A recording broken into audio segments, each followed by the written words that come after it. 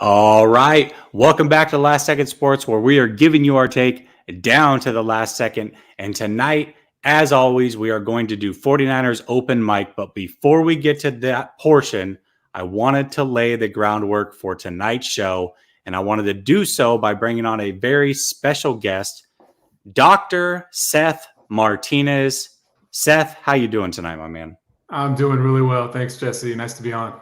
Yeah, absolutely. Hey, thank you for doing this on such short notice. So, just a little background of why Dr. Seth Martinez is on the show tonight. We were talking about Kyle Shanahan's leadership or lack thereof on Twitter. And Seth, actually, to get his PhD, wrote his college dissertation paper on being a servant or a selfless leader. And that is something that we both agree that Kyle Shanahan is well, I'll say this. I don't want to speak for you because we haven't gotten into this. I feel like Kyle is lacking being a servant leader. And you know all about that, writing your paper on that topic. So I'm going to just lay the floor out to you. But before I do that, I want to read this because I think it's going to give us a peek into Kyle's mind through his father's coaching. So I'm going to throw this up on the screen and I'm going to read it. This is from Jake Plummer talking about Mike Shanahan. And he says, I had a coach that regardless of how well I thought I was playing or how well a majority of fans across the country thought I was playing, it was never good enough for him. Plummer said, not bitter, but very matter of fact. And that kind of gets frustrating. It just seemed like every game I could have completed these 4 more passes or these 5 more shots here, and it would have been perfect. And that just wasn't my personality. But Shanahan, talking about Mike Shanahan now, this is Jake Plummer, said he wanted perfection, and he wore a lot of us down there. So this is interesting because this came on the heels of a paper that I wrote for All 49ers Sports Illustrated talking about Kyle Shanahan's leadership style and how I'm not sure it's good for the development of one Trey Lance. And again, this is kind of what's led us here. So Seth, why don't you just break down in your thoughts what being a servant leader is and what the pros and cons of being such that type of leader means for, any leader. Yeah. So I think at a high level, I'll try and explain it as simply as I can. At a high level, servant leadership distinguishes itself in that the goal is to make the individual, the subordinate, so in this case, it would be a player, their best version of themselves, with the idea being that the best version of himself or herself is for the best of the organization, or in this case, the team. So that's the fundamental basis of servant leadership. There are attributes that are attached to servant leadership behavior.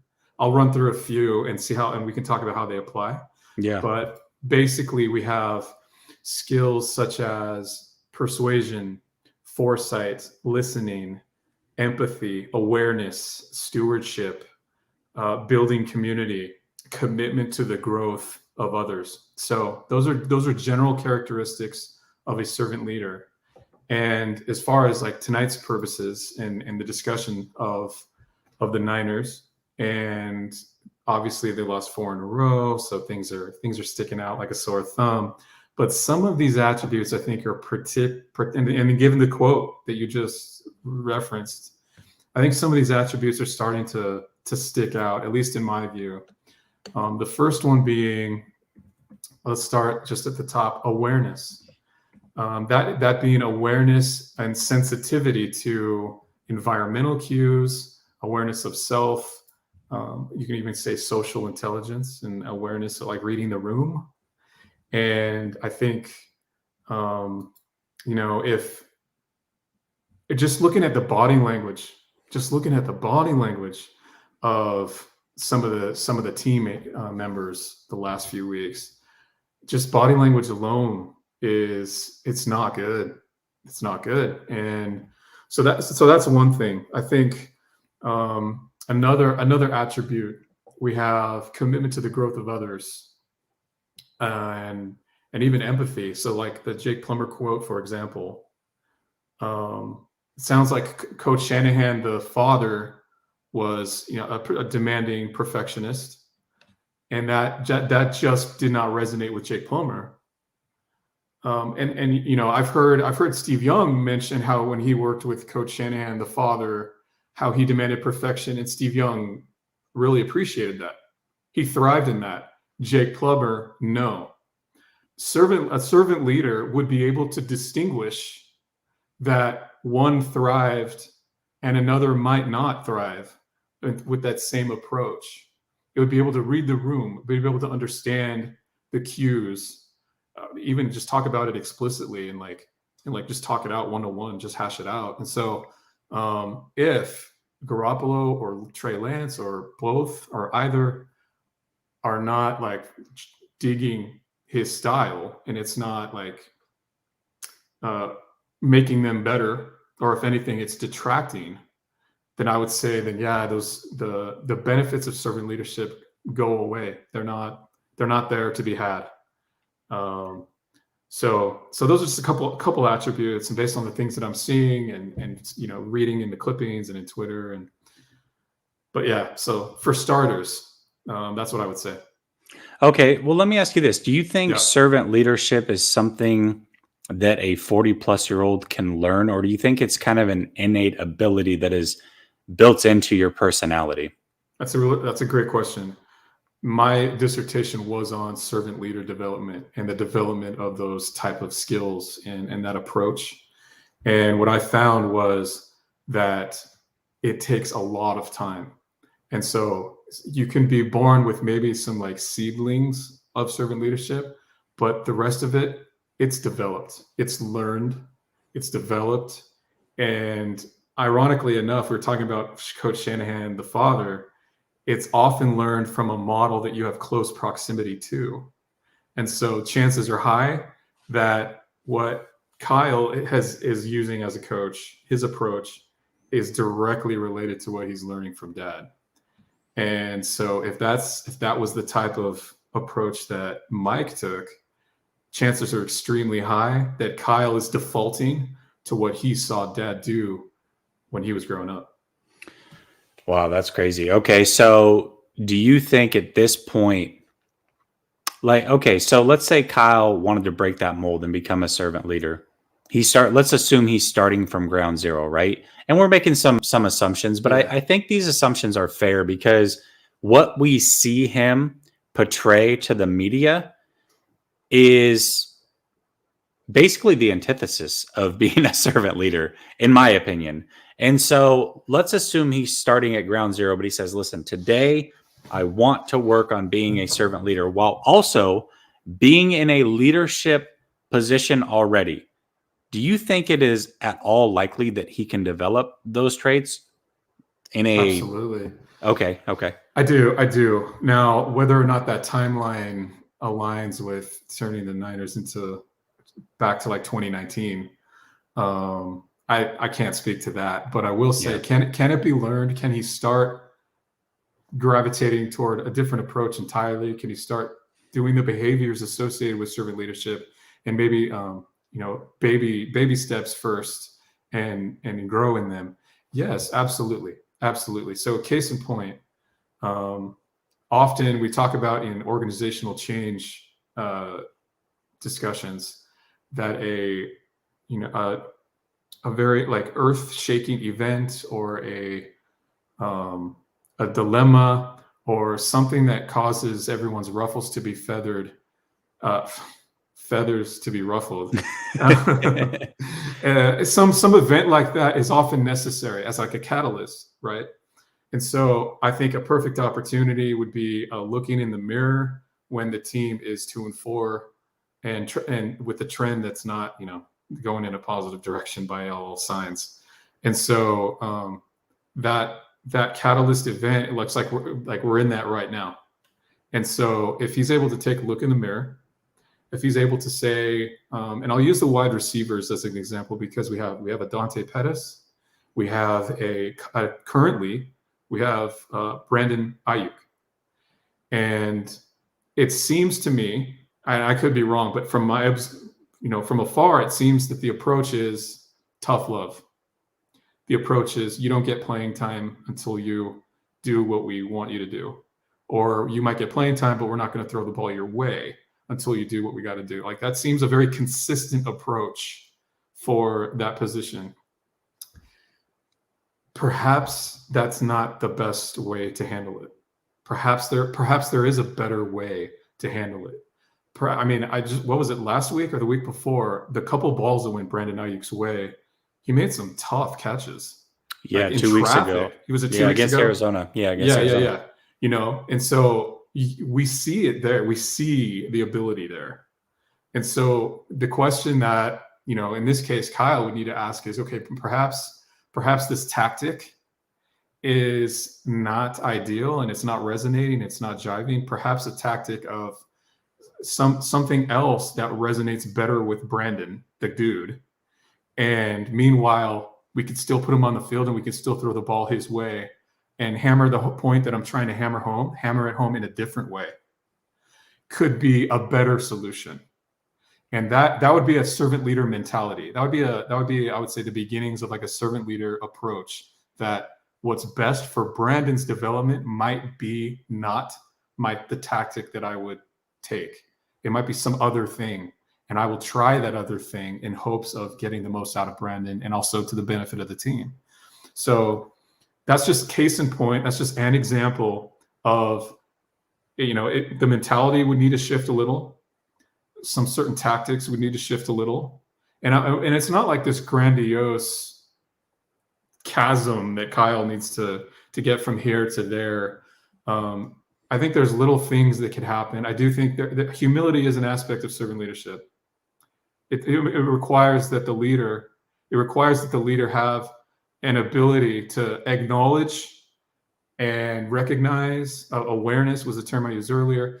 Humility is in all of these things. And so there has to be a recognition first. Is Kyle capable of it? I have no reason to believe he's not. But I mean, yeah, we can talk about his stubbornness all day. But I think it is possible. It is possible. And I do think the current 2-4 situation that has, his body language in the last few press conferences has been kind of rough. And so perhaps this is a critical event that could be a catalyst for making tweaks, self-introspection, changing things up a little bit here, a little bit there. I could talk about different position groups too all day, but like that's long answer to your question. No, I think that's fantastic. A couple, before I ask a couple more things, I just want to let everybody know Dr. Seth Martinez is here. He's talking about being a servant leader. He wrote his dissertation paper in college to get his PhD on being a servant leader. And I thought that this was a perfect way to open the show, to just get the ball rolling for you guys. We're absolutely going to do the call-in portion. We'll probably do this for another 10 to 15 minutes, and then it is all on you guys. But I think that this is a great way to get everybody's minds open and looking at the situation at hand. And, I just think that this topic is very fascinating. So, all right, Doc. So let me ask you this. As a servant leader, I feel like you have to come across genuine, right? Because just Absolutely. Trying to be a servant leader, you can see right through that. And my concern is this: you've got a lot of players who have been around Kyle for multiple years now. So he has not been that leader, right? Let's make the assumption he's not been that leader. If he all of a sudden starts to take steps towards being that leader, do you think that, and I know this is tough, but just, personality wise, like, I just feel like the downside of that is it would take a lot for players to buy into that new leadership style and believe in it without saying, "Oh, come on, this is not Kyle. Like, this is BS." Do you think that could be a downside for some of the veterans on this team? Well, it would be a downside for anybody with eyeballs. If what you mentioned is absolutely true, authenticity and being real, those are hallmarks of servant leadership. So if he were to do something or try to be something that he's not, the team would read right through it. Veterans, even rookies. They would read right through it. And so the degree to which it's in his power to exercise some of these behaviors, to have a one-on-one with the wide receiver group that he's not pleased with a, Pettis or now Brandon Ayuk, or the DB group, and be completely authentic, true to himself, but also say what he needs to say and ask what he needs to ask to get them to perform to the level that is better than their current performance level. There's no one way to skin that cat. Whatever is authentic to Kyle, he can totally do it. But once he starts trying to be fake or phony or something not true to himself, then that's, by definition, that wouldn't be servant leadership. That'd be something else. And then, yeah, any positive outcome associated with it would probably go out the window. Players would see through it. And so, yeah, the key is be authentic to yourself, but maybe just tweak some of the behaviors, tweak some of the tactics. And maybe his whole mentality about leadership doesn't change, but you can start with the behavioral part, and then the mentality part can follow later on. But let's start with just the behaviors and tactics, and then maybe the rest of the servant leadership could come later. That would be if I were consulting, the approach I would take. Yeah, I think that's fantastic. A couple of the little things that I look at when I think of being a servant leader, and it may or may not apply, but little stuff, right? So when you enter a room, a lunchroom with the team, be the last one to serve yourself, right? Let everybody else get fed, and you eat last type of situation. Or when you're going for it on fourth down and you've already made the decision to do so. And Harbaugh did this last week or 2 weeks ago with Lamar Jackson. He pulled him aside and he knew he was going for it on fourth, but he said, "Hey, I want to go for it on fourth, but I only want to do it if you want to do it. What do you want to do here?" And he's like, "Yeah, let's do this." So now you've got the buy-in of your quarterback, who's now going to do everything he can to go out and make this happen, because now he feels like he's a part of the decision making, right? So Absolutely. these are little things that I just think of how to be a servant leader, and some of the characteristics. I mean, you talked about the characteristics, but what can he do exactly to put the ball in motion and start heading that way? Those are some of the things that I think of. Okay, so what are some of the downsides to being a servant leader? Because no leadership style is perfect, right? And you've got to kind of be able to flow back and forth and be a bit of a chameleon, I would imagine, in a situation like this. Because to your point early on, maybe Jimmy doesn't thrive on this, but Trey does thrive on the way that Shanahan is now, right? And so you have to be able to move between the multiple styles. What is the downside of being a servant leader, in your opinion? So, a great question. So, in general, the research suggests that it, for lack of a better way of saying it, it can be too soft. It can be overly altruistic, and in a highly competitive environment, like in the Army, for example, or in a highly competitive environment like sports, professional sports, perhaps that type of a leadership approach would have less effect. That's a potential negative. But the thing is that with the positives that are associated with servant leadership, it's not a one size fits all. It truly, by definition, it truly is to the individual. And so while there are things that Kyle will have to do to the group or speak to the team or address the team, or there are things that he can do at the smaller levels, at the grouping level or the one-on-one, that could still be servant leader, but not like compromise and be a little too soft, we can say. But it does require rolling up the sleeves and doing it at that smaller level, and not just, you can't be a servant leader only preaching on the mountaintop. And so that's what I would say. That'd be one thing. But another thing that we haven't talked about yet is also empowering the intermediate leaders. So in this case, the coordinators and the position coaches. It could be empowering them, supporting them, demanding more from them. Some combination of getting the best out of them to help get the best out of the individual players on the team. So part of it is Kyle to the team, and part of it is, I think, also Kyle to the other coaches and the other staff. I think there's that too. There's humility. There's listening, and like you just mentioned, that dialogue between Harbaugh and Jackson. That, hey, what are you feeling here? You want to go for it? Then let's go for it. Like, there was a humility it required, a listening required on Harbaugh's part there.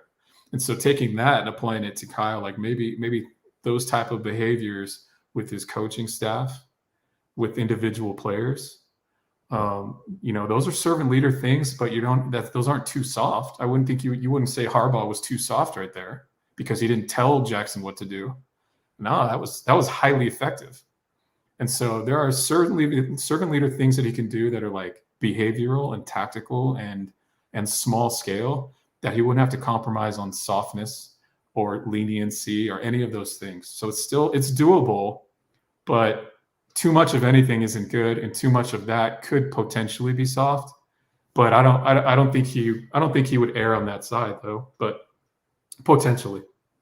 Yeah. What's interesting to me, and again, it's really fully impossible to know without being around Kyle 24/7. But yeah, what's interesting to me is the organization has taken a bit of a servant leader approach when it comes to wanting to keep most of their guys happy as far as getting them paid. Hey, you know what? We're going to pay them a little bit more to keep them here.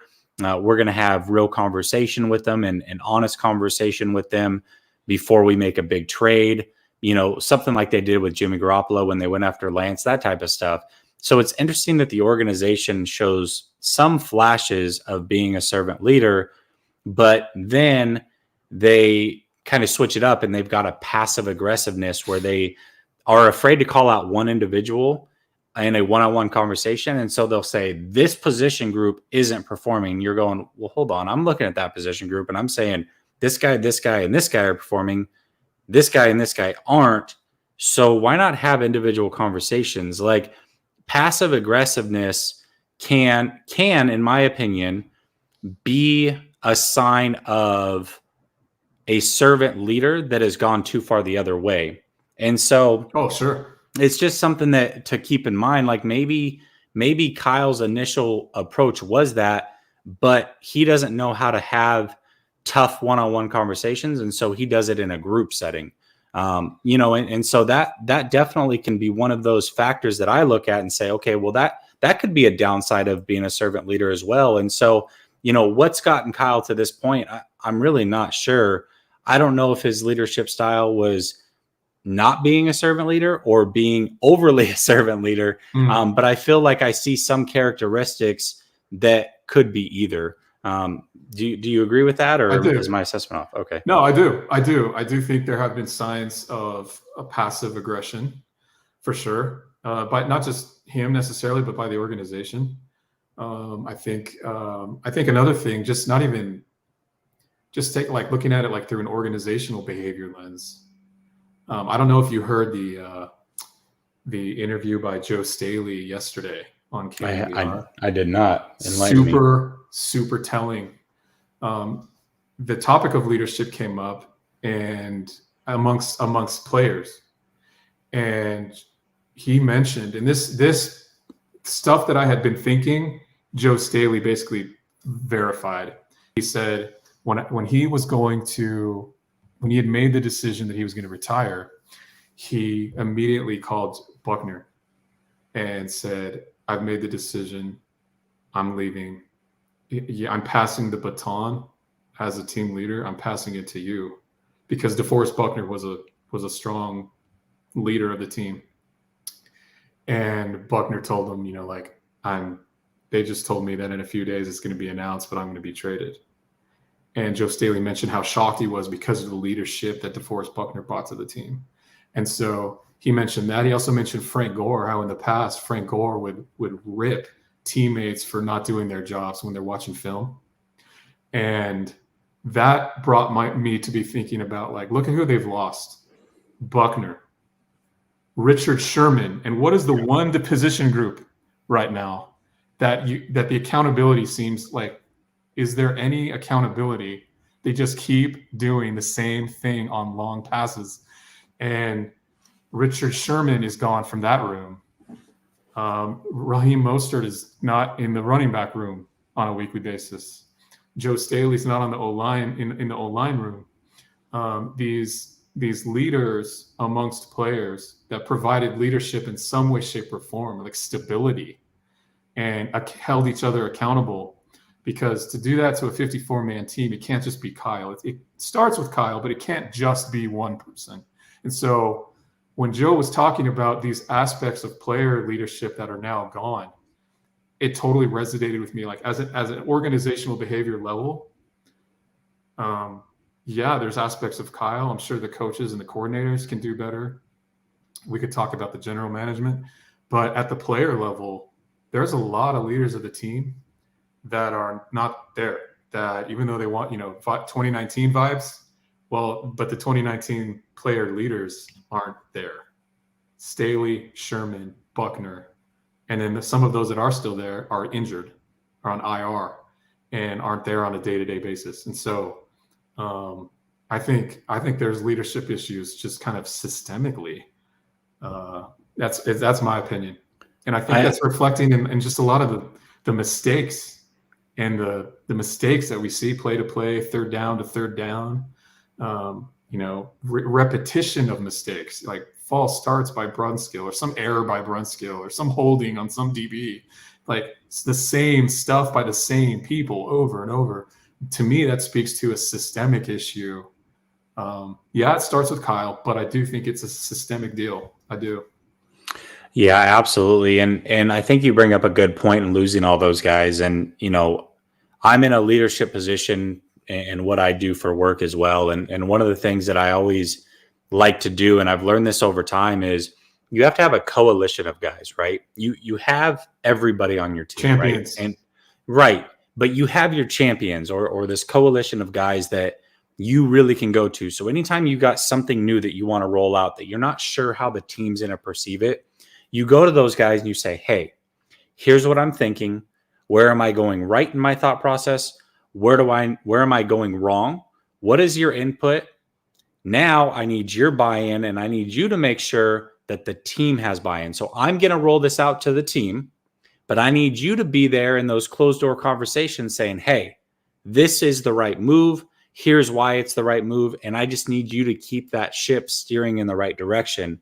And to your point, losing guys like Sherman and Buckner and Staley, they've replaced them with good players, right? That is not the issue. Mm-hmm. But a good player is not necessarily a good leader. A good offensive coordinator like Kyle is not necessarily a good head coach. There's different levels to this, and there's a different mentality that comes with leadership. And the person that is the highest within an organization is not always the best leader either. Sometimes it is the lowest person on the totem pole that is actually the best leader. Absolutely. And for whatever reason, they don't care to get up and climb the totem pole, or they just are in a different role and that role suits them best, but they are the best leader. Mm-hmm. And so I say all of that to basically say that I think you talking about all of those players now not being in the locker room, that to me is the bigger issue. And I think that that's where the miscalculation came from, whether it was Shanahan or Lynch or, both. That's where the miscalculation comes from. That right there, I think, is a great way to end it, because to me, that is why this team doesn't have real 2019 vibes. Mm-hmm. It's because they don't have that leadership, and it's something that they're unable to rely on. And another guy that I'm going to mention is Robert Saleh. I feel like he had that leadership as well. So, God, Seth, that was a hell of a 30 minutes you just gave me. Thank you so much for being willing to come on. You bet. I appreciate it. Thank you for tuning in. I know that you watch the show as well. You're a 49er fan at heart. Absolutely. So a doctor by day, 49er fan by heart. And I think we'll have to do this again. I'm going to pick your brain on some other things in the future. I appreciate you. Sounds great. Sounds great. Keep doing good stuff, man. Thank you, man. I appreciate it. Later. All right. That was a lot of fun. And I personally geek out a little bit when it comes to leadership topics. And so, for me, that was just a good way to open up the show. So I'm going to read one more thing. Sorry, just real quick before we get going, because I think this is important as well. So we were just talking about the leadership aspect. I showed you the Jake Plummer quote on Mike Shanahan and basically how he was a perfectionist and how that wore on players. We see it with Kyle, but also I want to drop this on you. If you have not seen it, this is from, I think his name is Seth Wickersham, the guy that's been dropping all the bombs this offseason about the 49ers and Tom Brady and how they had a chance to get Tom Brady and Tom wanted to come here and he ended up not coming here. Well, he just dropped another bomb today, and I think this is super important to know. I think it'll be a good way to sound off and get the show going, and then I will get to your calls. All right. It says, still, the long-term hole at the game's most important position hovered over them, talking about the 49ers, and also talking about the Patriots. In the days leading up to the draft, rumors swirled around the league that the Patriots would trade for Jimmy Garoppolo, sending Belichick's original planned replacement for Brady, his prized replacement, his seamless replacement, back to him.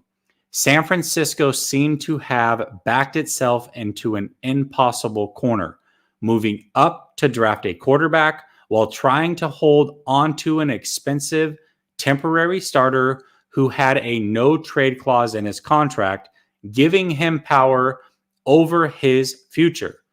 There was an informal call, a high-level representative of the Patriots and a high-level 49ers official. What was Garoppolo's price? New England wondered if a second rounder, this is this offseason. I want to be clear about this. This was this offseason. New England wondered if a second rounder would suffice, calling it even from 2017.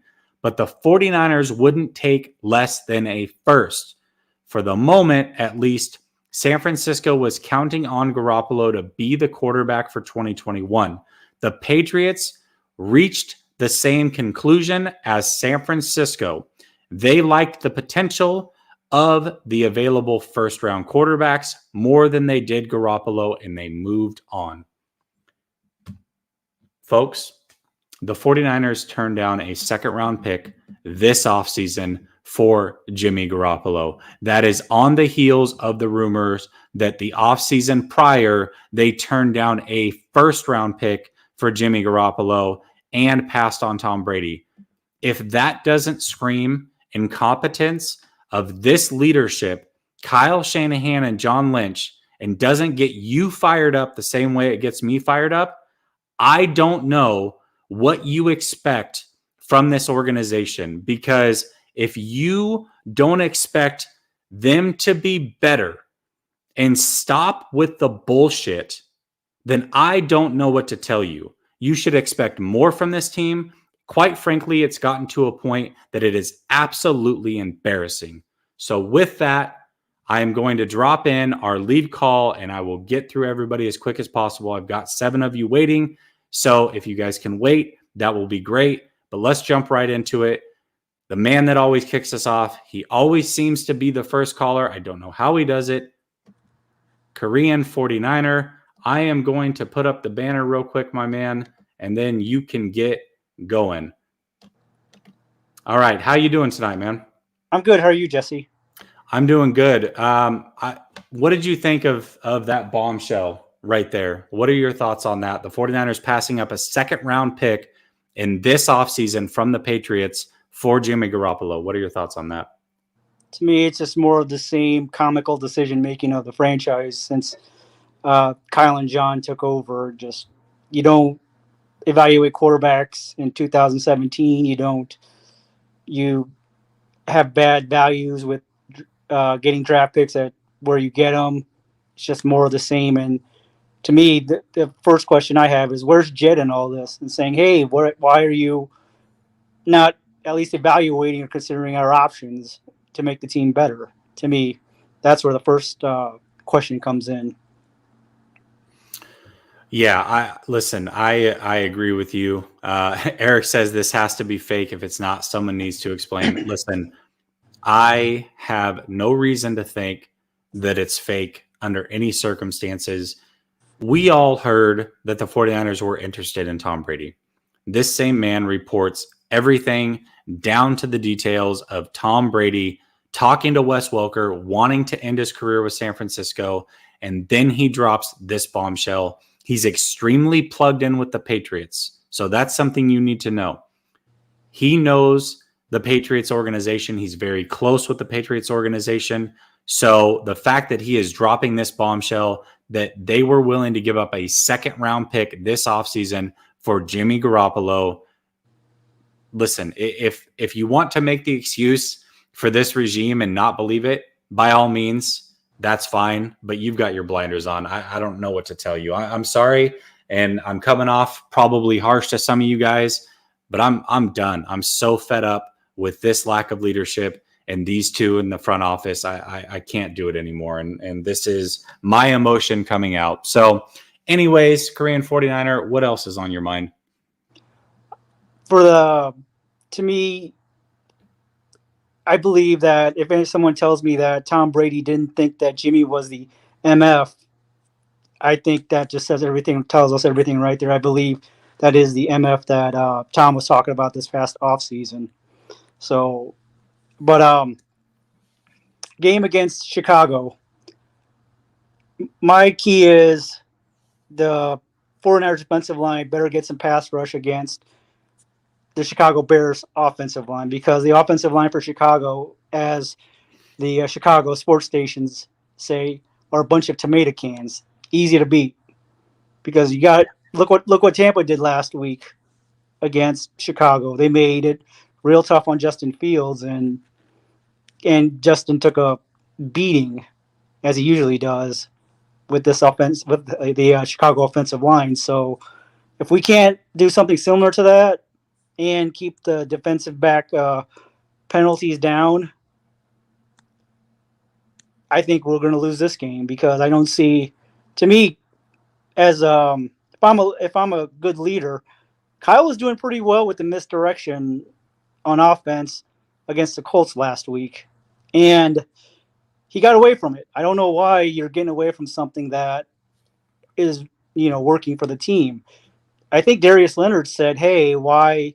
I was happy that they got away from it. I can't remember where he said that, but I believe he said that at a press conference or during an interview after the game.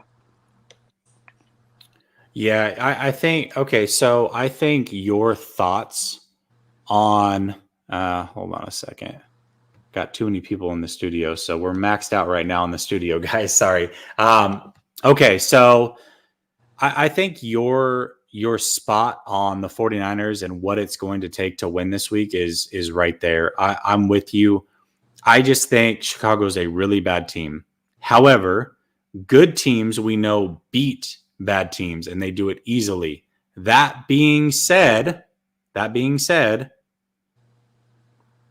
Steve-O, that being said, though, the 49ers are not a good team. So why do we expect that they're going to roll into Chicago and win that game? I mean, Tampa put a hurting on them, and the 49ers definitely have the tools to do so. However, I don't think they're a good enough team to just run away with this. Do you? I see this being as a 20-17 game, first team to get to 20 points will win the game. I mean, the Bears still have a semi-capable defense, even though they're not where they want to be on defense. And to me, that's just where I see things going, is if we can't do anything similar to what the Buccaneers did last week against the Bears and their offensive line and to Justin Fields. Yeah, absolutely. Yeah. Okay, so before I let you go, do the 49ers win this game or not? I'm going to say yes. Okay. just because I think that they have a little bit more on defense, and if they could, continually run the ball and just keep the throws that Jimmy makes to a minimum, I believe that'll give them the game. But Okay. you can't have. To me, Chicago, when they played Green Bay was missing 3 defensive back starters and 3 starting offensive linemen, and still couldn't find a way to pressure Aaron Rodgers. To me, that's bad coaching, and I don't know why they don't. I would have taken advantage of it right off the bat, put somebody right on the nose when Josh Myers was out of the game, and say, "Hey, stop us! We're coming right up the middle. Stop us!" Yeah, I feel it. I think there's a lot that went into that. I think Green Bay had a good game plan. There's a lot. I'm frustrated, obviously. I think there's been a lot of moments this season where we've seen bad coaching. The Colts game was like the epitome of it, coming off of 2 weeks, a bye week, and that was the best we saw. Super disappointing. Korean 49er, I got to get on to the next one. Thank you, as always, for getting us off to a solid start. I appreciate you. You have a good night, my man. Did not mean to remove you. I apologize, but you're on your way out anyways. Appreciate you, Korean 49er. You always get things jumping. Okay, I've got Viet here, but before we get to him, I want to say this. So Steve-O Supremo says, why do people worry about everything other than the play on the field? Let the coaches coach. Why worry about GM, Parag, and the owner? You're all missing that the players are the pistons of the car. That's a fair point. Here's my counterpoint to that, Steve Supremo. If the players are the pistons, then guess what? Kyle Shanahan is the mechanic, and he's putting faulty pistons in the car, and that's why it's not running. He knows that the pistons are faulty, i.e. Jimmy Garoppolo, but he continues to put them back in there. He pulls them out. He cleans them off. He puts it back in, hoping for a different result, and he doesn't get it. That's what's happening right here. That's why everybody is on Shanahan, Lynch, all of these other guys. And, that's the way that I see it. Yes, the players are having execution issues. There is no denying that. But when it is happening across multiple position groups and multiple players, at what point does that fall on the leader and lack of leadership? So that's where I'm at with it with Kyle Shanahan. All right, Viet, your turn, my man. Your 5 minutes has started. What is on your mind? Oh, yeah. Also, we need a driver, I think. And someone's in charge of putting the driver in. Jimmy's not the best driver at the moment. That's fair. That's totally fair. Maybe Jimmy's the driver. I also agree with him because at the end of the day, the players got to get it done. Too. Like, there's got to be there's no leadership within the team. I think we made that 2019 team was special because there were leadership on the team. I don't know if there was leadership in the front office, but there was leadership on the team. There was Staley, there was Buckner, there was Sherman, who's still relevant. I wanted to talk about that comment, or what's called that little rumor. I mean, I'm not really surprised because I don't know if you've noticed this, but Lynch is a gambler. He's not like, we say he's a bad poker player. He's taking a lot of risks. Like a lot of injury-prone guys he's drafted, traded up for a lot of things. Like even Trey is a risk too, right? Reuben Foster was a risk. He took so many gambles. So I'm not surprised that because they didn't take the deal because, like, the bird in the hand is worth 2 in the bush. Well, they wanted the one in the bush. They wanted to pump up Jimmy to get a first round or maybe more. I think that was the plan. That's probably why they turned it down. What do you think? Okay, so for those of you that are just joining, if you haven't seen it, Viet is referencing basically a report that came out today that the 49ers were offered a second-round pick before the draft for Jimmy Garoppolo from the Patriots. Listen, I think that's what they were trying to do, but here's my problem. And Kyle, to me, always shows that he is so involved in the micro that he doesn't see the macro. And so when you ask him about things like, why isn't your offense executing? He always goes to a particular play. Well, on this play, this guy didn't do this. And on that play, this guy didn't do this. And if we had that, he's always talking about micro situations. The macro problem is the issue at hand. So the micro is you want to get a first round pick. The macro is he's not worth a first round pick. And you know that he's not good enough to play himself into a first round pick if you put him on the field. Kyle, you are replacing him for a reason. You have to understand you're not going to get a first round pick for this man. That's the issue I have.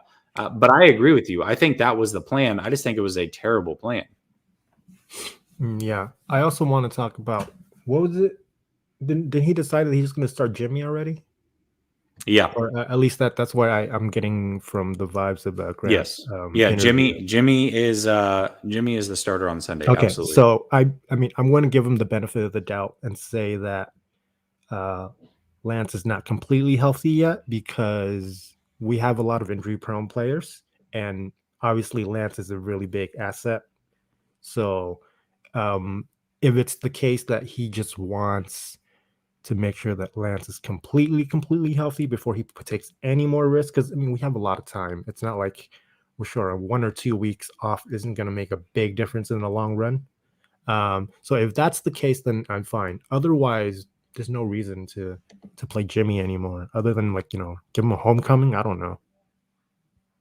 Yeah, listen, I agree with you. I think that's exactly what they are doing. I think Trey Lance is going to be healthy enough to practice Wednesday. However, he hasn't really practiced for 3 weeks. I don't think it's the best scenario to throw him out there this week. That being said, my question is more, why has he not started until this point, other than the 1 week where there was the injury to Jimmy, right? And I posted a clip on Twitter. There was about a minute and, well, it was less than a minute 20. It was about a 100-second clip of Kyle Shanahan 3 days before the draft repeating himself. And he said it about 6 times in a 100-second time span that we are drafting our starting quarterback. And he said it over and over and over and over. Yet, he did nothing to prepare Trey Lance to be the starter. That's my frustration. So now we're at a point where he's not ready to be the starter, coming off of injury, and we've got to see Jimmy get rolled out there once again. Yeah, I mean, I'm more I guess I'm more interested in what's behind closed door, because there could be a whole bunch of possibility. Maybe he really doesn't think that Lance is good enough to his standard, or good enough to sort of execute everything that, I mean, who knows? We don't know. And that's what worries me, is that, like, what if he doesn't, or Kyle doesn't think he's good enough, or Kyle just is not coaching him properly. So, because I'm just anxious to see the week after whether that's true or not. Because I don't know what he's thinking.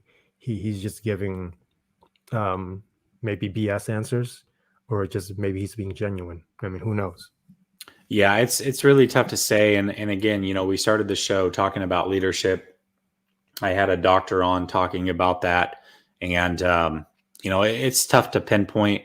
I just think that there's a lot that is to be desired when it comes to Kyle's leadership.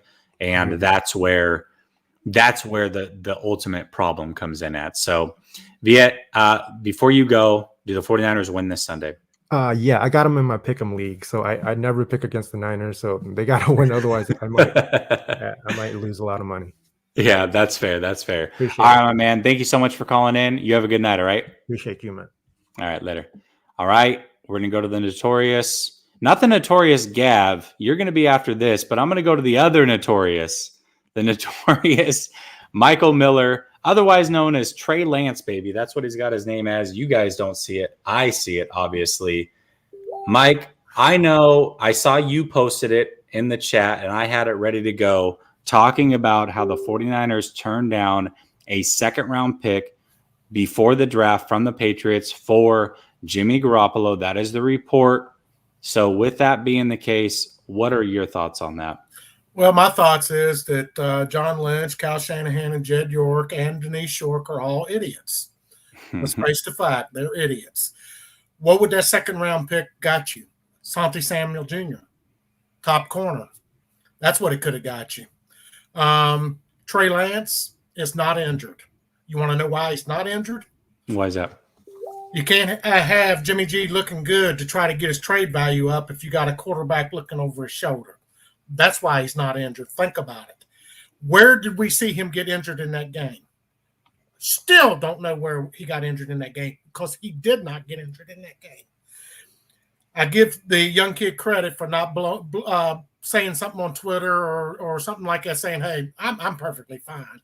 You know, it's a fact. He's not injured. They want to build Jimmy G's trade value. And guess what? It backfired on the 49ers. John Lynch cost us. So did Kyle Shanahan cost us, and Jed York, because I'm sure he signs off on everything they do. I think a month before the draft, they could have got a first-round pick for Jimmy. Belichick did not like the fact that Tom Brady won a Super Bowl, and he was going to do any and everything in his power to make his team somewhat competitive. And they'd have gave up a first-round pick a month before the draft for Jimmy.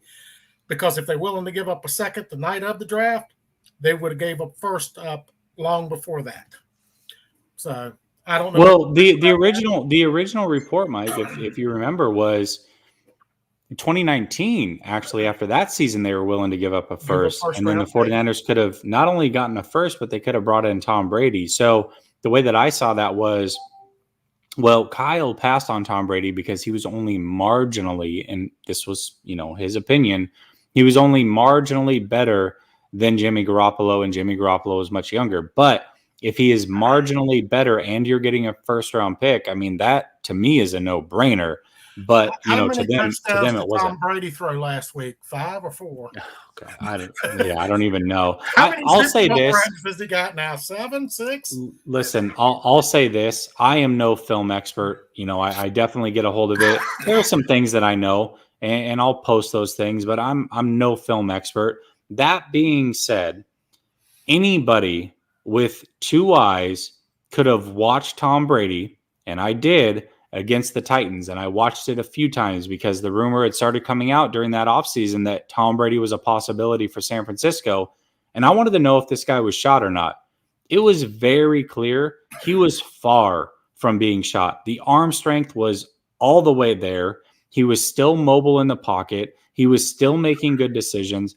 The receiver separation was just nowhere to be found, and anybody could have seen that. So the fact that Kyle didn't see it and his group of people he relied on didn't see it, that's worrisome. I don't know the evaluation process, but it's clearly broken. Well, Kyle's not a good evaluator of a quarterback because remember they passed on Patrick Mahomes and Deshaun Watson in a draft and drafted Solomon Thomas. So that credibility of knowing what a good quarterback is out the window for everybody in the Niners organization. If you do that, we had the 2nd overall pick. Could have had any quarterback we wanted in that draft other than, actually, we could have had any of them. Because remember, what's his name went first to Cleveland, the pass rusher. Yeah. So we had to pick up any quarterback in that entire draft, and we decided to take Solomon Thomas, who was best suited for a 3-4 defense, and tried to put him in a situation that was not set up for him, which destroyed his career. Kyle doesn't know a good quarterback if it was to smack him in the back of the head, and it's just a simple fact. I think Kyle. I think Kyle basically thinks that the quarterback needs to fit his system and not the other way around. And when it comes down to it, I think the reason that Brady wasn't here is it wasn't worth the headache, or the perceived headache, I should say, that he would have to change things and he would have to cater to Tom Brady a little bit. I think it's something he wasn't willing to do. As a Niner fan, there ain't but one thing we want, and that's how many Super Bowl championships can we get? I don't care if he don't fit. If he wins us a Super Bowl, that's all that matters. Period. Hands down. That's all we want as fans. Listen, I agree 110% with you. Another thing, real quick and short, being that my time's out, we need to rebuild this team. And in order to do so, you got to get rid of George Kittle, who's a big-time Jimmy G supporter and a cancer in the locker room when it comes to trying to move away from Jimmy. Plus, he's very injury-prone. And it's, I love George Kittle, but availability is the best of ability. Mhm. Got to get rid of Mike Naglinski. The rookie, Jalen Moore, proved and showed that he can play left tackle at a very high success rate. He only gave up one pressure in that game. Move him to right tackle. Sorry, Fred Warner is not a top 2 or 3 linebacker in the league. You overpaid for him about $8 million a year average. You got to move on from him. You could get something for him very good. And if Kyle wants a quarterback that fits his system, send his ass to Minnesota where he needs to be. Let's get a pick for him too. Listen, I think if you can get a first rounder for Kyle, you absolutely do that, because if you fire Kyle, here's the problem. You're on the hook for all that money. However, if you trade him, they now pay that money. And that's send him. That's the perfect marriage, him and that quarterback, send him. I don't care if you get a box of rocks back for him, send him. Get him out of here. And Javon Kinlaw, a chronic knee injury that's always going to get worse. He's going to be in a wheelchair by the time he's 50 years old because of his bad knees. Get him out of here. Get him out of here while you can get a 2nd-round pick for him now, maybe a 3rd-round pick. Just saying. Yeah, I'm with you. Got to rebuild this war chest. You got to get a new GM, an actual GM, and not a TV analyst. Somebody that knows how to draft. Let's get somebody that out of the Pittsburgh organization. Because it seems like they hit home runs all the time throughout the game. Hey, they don't miss on receivers. We know that. No, they don't. They don't miss on a lot of things up there. And that's what we need to do. And yes, get Jimmy G out of here, whether it's for a box of Twinkies or just giving him away or cutting him. Get him out of here. We need that money for the war chest also. Yeah, I feel it. Mike. Thank you so much for calling in. I appreciate you. We'll chat later, my man. Oh, and by the way, we're going to lose to Chicago. I bet $1,500 against Indy that we would lose. I won $1,500. I'm gonna do the same thing this weekend. Jimmy G's gonna pay me $3,000 for watching that lousy quarterback. Dang! Nice put your money where your mouth is. All right, brother. I'm gonna win. All right, later. Later. Well, from one Notorious to another, Notorious Gav calling in. It's like 3 a.m. over there. This is crazy. What's up, Gavin? I just want to go to bed. I seen your show was on, and I thought I'll stay up for Jessie and call in. So how are you, Jessie? You good? I'm doing good, brother. I'm doing great. Other than these crazy reports that keep coming out, I just can't wrap my mind around it. It's absolutely nuts. And people, what's crazy? What's crazy about this whole situation is this reminds me of the whole Jimmy Garoppolo thing, right? For months and months and months, I was trying to tell people, and I'm not the only one, but a lot of people were trying to say that Jimmy G is not a good quarterback. Yet you had this group of the fan base that would not let Jimmy G go. No, he's good. He took him to a Super Bowl. Look at Shanahan's record without him, right? That was all the crap they fed us. Now they're starting to swing. All of them have almost swung over to this side of things and agree with that normal analysis. Now I feel like there's this same thing happening with Shanahan where I'm saying, listen, man, again, he's not that good. I've been throwing out stats after each game. I've been throwing out, all these other things. Now we're hearing about these rumors of passing up on Brady, passing up on a 2nd-round pick for Garoppolo this offseason. At what point do people start to realize Kyle Shanahan is not that great? He's not what he's cut out to be. It's insane. That's what leads on to my first question, Jessie, right? How much trade value does Kyle Shanahan hold, if any? I think he holds something. I think that his value. I think his value to other teams. Pack of peanuts. Listen, I think you could probably get at least a 2nd-round pick for him. I really do, and here's why. Let me tell you why. I think Shanahan can land on his feet in his next position if and only if he is not given the power that he has in San Francisco. The reason he's never going to work out long-term in San Francisco is because he has too much power. And once you've given a guy that power, you cannot take it away. It's not going to work. It's a broken, fractured relationship, right? But if he goes somewhere else and is not given that power, I think he can be a very good coach as long as he learns a little bit from the mistakes that he made here. I was hearing that he had the deciding vote with draft picks. And with his ability to evaluate talent, surely that's a negative, yeah? So why are we giving him that power? Because he can't evaluate talent, so why is he drafting for us? And Michael Miller was on about, the notorious Michael Miller, right, yeah, was on about getting somebody from Pittsburgh over here. Why are we looking over there? Adam Peters is there in the building, and I think that he will do as good a job as anybody. His later round picks that he's been picking in the draft have been coming up good, right, yeah? And that's who I want to see as the GM, right, yeah? Because I want Kyle Shanahan gone, and I want Lynch gone as well. I want the pair of them out, like, do you mean, right, yeah? So I want Adam Peters, and I want... Well, it seems to be everybody's throwing around Brian Badal, is it, at the moment? Do you know who Brian Badal is?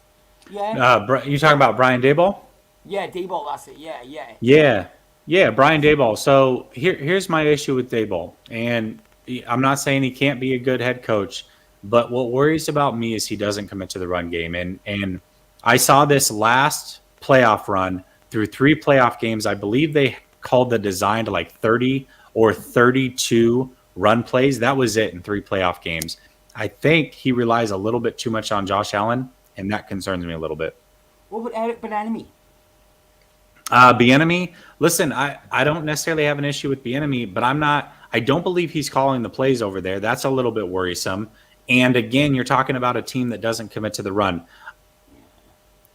For me, the guy that I would want, the guy that I would pay the bank for, first of all, I'm getting a good, solid GM, and I'm with that was the best thing that Michael Miller said during his call was go to Pittsburgh and see if there's somebody over there. I love that idea. Pittsburgh is an amazing run organization. Talk about leadership. Talk about drafting well. That's where you go. Let him hire the coach, whoever he decides. But somebody put me onto this idea a couple weeks ago on Twitter, and I'm all for it. Lincoln Riley. I think that man right there has developed a lot of quarterbacks in college for Oklahoma. You know, he had Hurts, he had Kyler Murray, and multiple guys. So I think he would be a fantastic option as well if you've got a strong GM in place, and that's who he decides to go with. Right. So I want to talk about a little bit about the offensive line, right? Yeah. So I know Jalen Moore done really well when he come in, right? Yeah. He's done a sterling job, right? Yeah. But what's the point of activating Aaron Banks, right, and not playing him, right? Because that just he's not. We haven't seen him at all, right? Yeah. I know he must be bad because he can't even beat out Tom Compton, right? Yeah. So he must be bad, right? Yeah. But when are we going to see him, Jess? What do you think? Listen, I think that the thought is, and I agree with this was kind of my thought too, initially was, listen, if Banks can't beat out Brunskill and Compton and some of these other guys, he's got to be really bad. But then I remembered the quarterback situation. And the quarterback situation is we've been fed that Jimmy Garoppolo is the right man to start, and Trey Lance isn't ready. However, Trey Lance comes in, he looks just fine in his first career start on the road against an undefeated team. This team moved the ball very well with Trey Lance, and they put more of a game plan on Trey Lance than they've ever done with Jimmy Garoppolo. So that told me that maybe these guys aren't playing, and it has nothing to do with them not being better than the guy in front of them. I'm not sold that Banks isn't better than some of those guys in front of him. When he plays, gosh, you know what, Gavin? Here's the problem I have. Shanahan came out yesterday and said these rookies really aren't going to get a lot of burn until the season is over. So whenever that is in his eyes, when it's 8 losses, probably 9 losses, that's probably when we'll see these guys. The season's over already. The sooner we accept that, the better.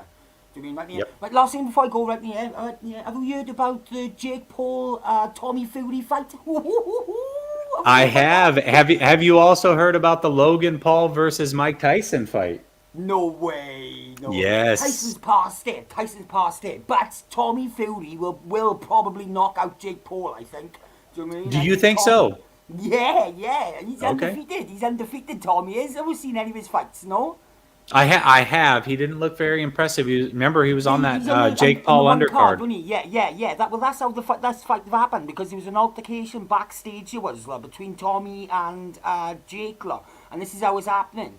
So yeah, but Tommy's a good fighter. Because you haven't seen him on the main. He did have a bad fight that night, but he still won. Yeah, do you mean? But He's a good fighter. Watch now. He's got his hands full, Jake Paul, and he don't even know it. He got his hands full, yeah. Right then, Jess, you're an absolute star. You are like, thank you very much for putting me on the show, right there, yeah? Right, go down. Absolutely. Hey, thank you, Gavin. I appreciate you. All right, bye, Jesse. Later. All right, let's go to the one and only. Listen, I mean, this guy is the GM of the team. His name is John frickin' Lynch, for gosh sakes. I was just talking to him on Twitter Spaces. John, I'm glad that you called in because I asked you a question on the Twitter Spaces and then I got disconnected and I was just getting home, so I couldn't jump back in and hear what you had said. So let me lay out the groundwork for this real quick, John. We were talking about Trey Lance's injury, and everything I understand, I said that I believe that it is a sprained ligament, probably a grade 2 because it falls within that 2 to 4 week recovery time. And you're saying if it's a sprained ligament in his knee, grade 2, then it could be up to a 12-week recovery. Let me know where you're coming from on that. I really wanted to hear your answer on it. Well, yeah, I've had a long history of knee injuries, so I know a lot about all these different injuries. But for me, when I heard about the knee injury, I kind of did a little extra research as well. And a simple Google search will tell you all you need to know. Most of the time, it's 2 to 4 weeks, but there are times when you have slight complications where it can go up to 12 weeks is all I would say. Not that it would be 12 weeks, especially since he's young, he's healthy, he's an athlete. It's probably only going to be 4 weeks, but there is a possibility that it could be up to 12 weeks. Yeah. Okay. All right. That's totally fair. I'm glad that I was able to hear the answer on that because, like I said, I asked it and then I got kicked out. So, anyways, what else is on your mind, my man? Yeah, I saw you got kicked out. Hey, the Lincoln Riley thing, man, I think might be a good option if they decide to move on from Kyle, but I don't think he would leave because he has mentioned in the past in interviews the NFL is not like a bucket list thing for him, so he probably isn't leaving. Plus, if you look at all the quarterbacks he coached, I mean, none of them have really done much outside of maybe Kyler Murray, but I mean, before he got to the NFL, his first year he wasn't great. He was just a runner, so was that Lincoln Riley or someone else? Well, here's what I'll say about Lincoln Riley, and this is what I like. I feel like he gets the best out of every quarterback. Let's not forget that Hurts was left for the dead by Alabama. Nobody thought that he would be a NFL quarterback. I mean, nobody at that time. Not only was he revived, but now he's a starting NFL quarterback in the NFL. Now he may not be the best one, but he's good, right? Like he's decent. You know, he's middle of the pack, and nobody would have thought that for him once he left Alabama. Then you saw that that Rattler was supposed to be the first overall pick this year. Obviously, he's dudded, right? But this kid that came in for him looks amazing, and he looks prepared and ready to go. So, you know, to me, I just feel like there's at least a track record of it, and you know, that to me is intriguing. And then the other thing, everyone wants to try and deny the fact that Tom Brady wanted to come here. Simple facts that a lot of people don't even realize. He grew up a Niners fan. He was at the Dwight Clark catch game in 1982. He was a Joe Montana fan. Joe Montana was like his hero. He had an opportunity to join a Super Bowl contending 49ers team and kind of push Jimmy out yet again. Anyone with half a brain could see that he wanted to become a Niner. So I'll tell you this, when they decided and they made the comment that he was only marginally better than Jimmy, that told me right then and there that this regime is not good. Because I'll tell you this, I said it in a Twitter space the other day, is I'd rather take a 65-year-old Tom Brady with a walker than Jimmy Garoppolo. Listen, I to me, it's very clear. It is very clear that Tom Brady wanted to end his career there. I don't think that there's any doubt about that. And again, the same guy who basically reported that and has reported a lot of things this offseason, including Jimmy Garoppolo's team being very disgruntled with the way that Shanahan has coached him. And now that they were offered a second-round pick this offseason by the Patriots for Jimmy Garoppolo and turned it down. The incompetence just never ceases to amaze me. I feel like every time that it starts to get quiet and people are okay with Shanahan, another bombshell gets dropped. And it's like, I don't know how many times you're going to take it for a guy that has proven to be nothing more than a mediocre coach. And that's That's the bottom line. That's what it comes down to. There's not a stat out there, a winning stat or an offensive stat as far as the 14 years he's been in the league calling plays that would say anything other than being a mediocre coach. So to me, it's amazing. Yeah, and what's funny is all these people that are dying and they want Kyle Shanahan to be the coach and all this and give him a chance with Trey Lance. I just like to point out to all these people, it really does seem like he wanted Mac Jones. So if Kyle Shanahan did not want Trey Lance, he should not be coaching this team. He has never developed a quarterback. He has never shown the ability to develop a quarterback. And if you look at previous interviews with like the likes of Matt Ryan on why he didn't audible out of a lot of those pass plays in the Super Bowl when Kyle Shanahan was the coordinator, was because of Kyle's play designs, because how he does it, it doesn't leave him enough time to audible. So the quarterback's not given any leeway. Now, this isn't me defending the likes of Matt Ryan or Jimmy Garoppolo for making bad reads and not being able to make the play, but there is quite the possibility that Jimmy Garoppolo is looking this bad because Shanahan doesn't give him the time, and maybe he flat out tells him, like that one pass to Debo that was picked off. You posted the video yourself where Sanu was right open. The throw was right where Debo went. Debo turned inside. The ball was put actually pretty damn accurate for Jimmy Garoppolo. The problem with that was the defender was on the inside. So is that a design play flaw by Kyle telling him, hey, go here no matter what? Or is that Jimmy's fault? Because any decent quarterback, if he does go to Debo, throws to the outside shoulder. Any other quarterback who has a half a brain looks off the safety and hits a wide open Mohamed Sanu for a touchdown. So it's Jimmy, it's Shanahan. I don't know how anyone can defend him at this point. I've been saying it for a long time now. Shanahan blows games, man. I'm with you, John. I appreciate it. Thank you so much for calling in, my man. I'll see you on the Twitter Spaces, and make sure you do have some safe driving tonight if you're out on the road. All right, man. You have a good night. All right, brother. All right, let's get to the guy that always gets me back on my senses if I am not in the right frame of mind. That is Aruna. Aruna, am I crazy for all of this? Have you heard these rumors about the second round pick? Yes, I do. So, first of all, how are you doing, Jesse? I'm doing really good, my man. How are you doing? Yeah, I'm doing okay.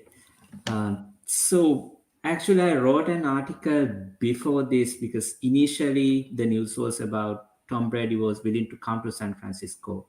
Yep.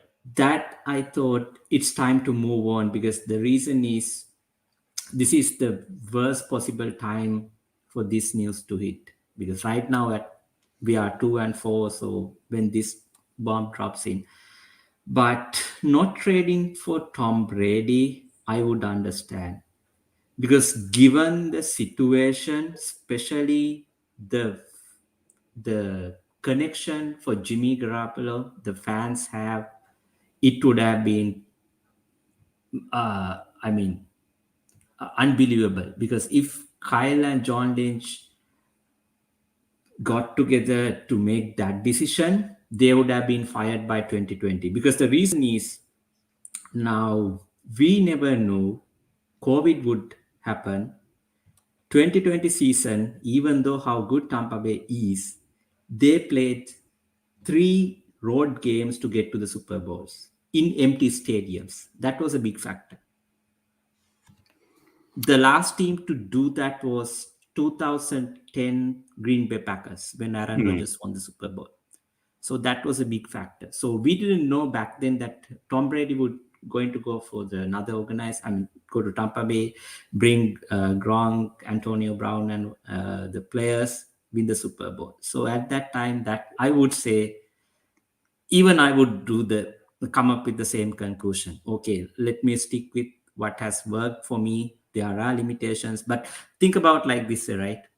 When you get married, sometimes you see a girl that's so hot, but you are not going to get divorce your wife and go after that girl because you know there are limitations. There are things that you have to work out. That one, but not going through the trade offer, it's somewhat crazy because at that time you know what Garoppolo is, his limitations.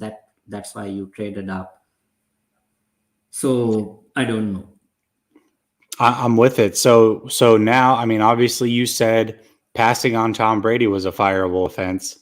How about passing on a second round pick this offseason for Jimmy Garoppolo? Is that a fireable offense? I would say still not if they figured out how to develop Trey Lance. So that's the worst offense. Yeah. Okay. All right. I think that's fair. I don't know, Aruna.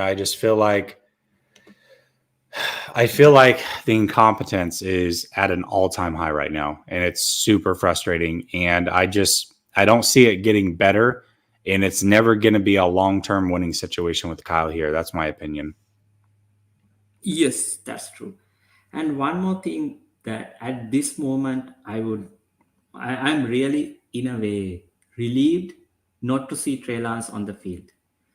Because what I feel is there are 11 games remaining. I really hope Jimmy will start all these 11 games because Kyle Shanahan really scares me right now. Because I feel like if Trey Lance is going to play, he will ruin this kid, maybe do something crazy, get him injured, or something bad will happen. So I hope that Trey Lance will get a proper chance to be a quarterback under new coach come the year 2022. That's what I really hope. Not just get ruined under Kyle Shanahan. Yeah, absolutely. Well, listen, Bay Area Baller says, let me pull it back up. Aruna is 6-0 on his predictions, which is true. It's all written down. It's all there for everybody to see. So I have to ask you, Aruna, before you get out of here, do the 49ers win this week in Chicago? And what's your score prediction? I'm leaning towards Chicago. Oh, God. Get out of here. Are you really? They can score 20 points. They can score 20 points. Listen, I'm not saying get out of here because you're wrong. I'm saying get out of here because you've been right every freaking week. And it's frustrating that you really are actually leaning towards Chicago. My gosh, man. Okay. This is where it's gotten. The team that just got blown out by like 1 million against Tampa Bay. We can't even get a win against them. My gosh. All right. Well, I am looking forward to your official prediction. I know it's only Tuesday, so things can change. But the fact that you're leaning towards Chicago has me a little bit worried. Aruna, as always, I appreciate you calling in. Again, you're the level-headed one. So if you come in with your level-headed takes and your takes line up with mine, it always makes me feel better that I'm on the right path. I appreciate you, Aruna. Have a good night. Okay, have a good night, Jesse. Thanks for having me. All right, later. All right, we're going to go. Let's see. Where are we going to go? We are going to go in order. Next three, Jackass Penguin, DB Disciple, and Cerski. So be ready, y'all. You're on deck. That's the order. And then we'll get through the rest of everybody as long as everybody can stick around. Jackass Penguin, my man, how are you doing? I'm doing good, man. How are you doing? I'm doing really good. Really good, actually. You and I talk a lot in Twitter DMs. My gosh, I know your frustration's at an all-time high. However, we have not talked about this rumor. So the rumor, I know you've heard it a million times. Everybody watching should have heard it a million times, but I'm going to recap it anyways in case somebody has just joined. All right, here's the deal. The 49ers reportedly were offered a second-round pick for Jimmy Garoppolo. What say you, Jackass Penguin? So, there's a couple of things. Every time these things come out, you always have to take it with a grain of salt, right? Because there's no way to verify. Do you still know to this day who Kyle Shanahan wanted in the draft? I don't. Nobody does. Yeah. And I'll get to that in a second because I think that's a pretty important thing here. I have no idea. I think that these guys all kind of play that card like, well, we wanted to give him this, we wanted to give him that. I mean, you can say whatever, but the track record for the 49ers is just flat out horrible as far as coming on the losing end of these deals or no deals for that matter, right? And I don't know how much longer you can keep getting the benefit of the doubt. I mean, it's just Brady who wanted to play for you and he said no. It's just Rodgers who you didn't draft. You can go down all these ones, right? You can go down all these quarterbacks and all this stuff and all these trade offers, it's the same thing. They operate the same way. It's almost like this arrogance about them, right? They just kind of, and I think that's really the key thing with this rumor. It's like, this doesn't surprise me, doesn't shock me at all. This is pretty much how this organization has run since we traded one of the best players ever in Terrell Owens for Brandon Whiting. So have we been a better organization since that trade? Have we? No. I mean, we haven't done anything. So could you imagine that trade going down today? What would TO be today? What's his comp? A better DK Metcalf? Because he's better. Yeah, right. I mean, it would be a DeAndre Hopkins-esque type deal, and they got nothing, absolutely nothing out of it. 5 games out of Whiting, I think. So, this there's no benefit of the doubt. I mean, absolutely not. This has been a poorly run organization for quite some time. So, I think that the whole John Lynch thing, the more I like listening to Grant about it and stuff like that, it's like, yeah, he's a TV analyst. He's not it's not that it can't work, but I know he's kind of like that foot in his mouth kind of thing. He always says these revealing kind of things, and it's just like, who is actually making the decisions? I still don't know. You still don't. Nobody knows, and I don't think they know. And so, no, I mean, when I hear about this rumor, it's just like, why does that surprise me? They made a bonehead move then. They did it again. They keep making, hedging their bets on the wrong thing. They pull every wrong lever, and they compound their mistakes because they are so scared, I think this is the key thing here. I think they're an organization, and I don't know if it's just the organization. It could be Kyle too. I think they're just so scared of the perception of being wrong, the perception of being on the losing end of something. So that clouds their judgment, and they make horrible decisions. They don't want, they just want to, does that make any sense though? Like they want to feel like they won the trade without making the trade, but everything's come up wrong. It all goes back to the ego of the franchise and Kyle in particular, right? Like if you can never have humility and admit your faults, then I don't know. I mean, to me, I think great leaders and smart people in general change their mind and are willing to change their mind. If I think one thing, but I'm presented new information, I'm going to change my mind if that information sways me enough. I'll give you an example. So when I saw Jimmy's interception, the one to Debo that was the pick 6 and sealed the game, in the moment I tweeted, I'm not putting that on Jimmy. I think it was more of a great play by the DB there to get his hands on it and do whatever. I thought Jimmy made the right read, and I thought, Debo maybe could have done a better job. That was my initial thought. Okay. Then I got the all 22, and I realized, first of all, it was a predetermined read. Second of all, if he had just looked to the right and looked off, two things went wrong. First of all, one was he chose the short side of the field with a one-on-one situation versus the wide side of the field and 3 wide receivers over there. Okay, that was mistake number 1. Mistake number 2 was he didn't look at Debo and then flip over to get the safety turned.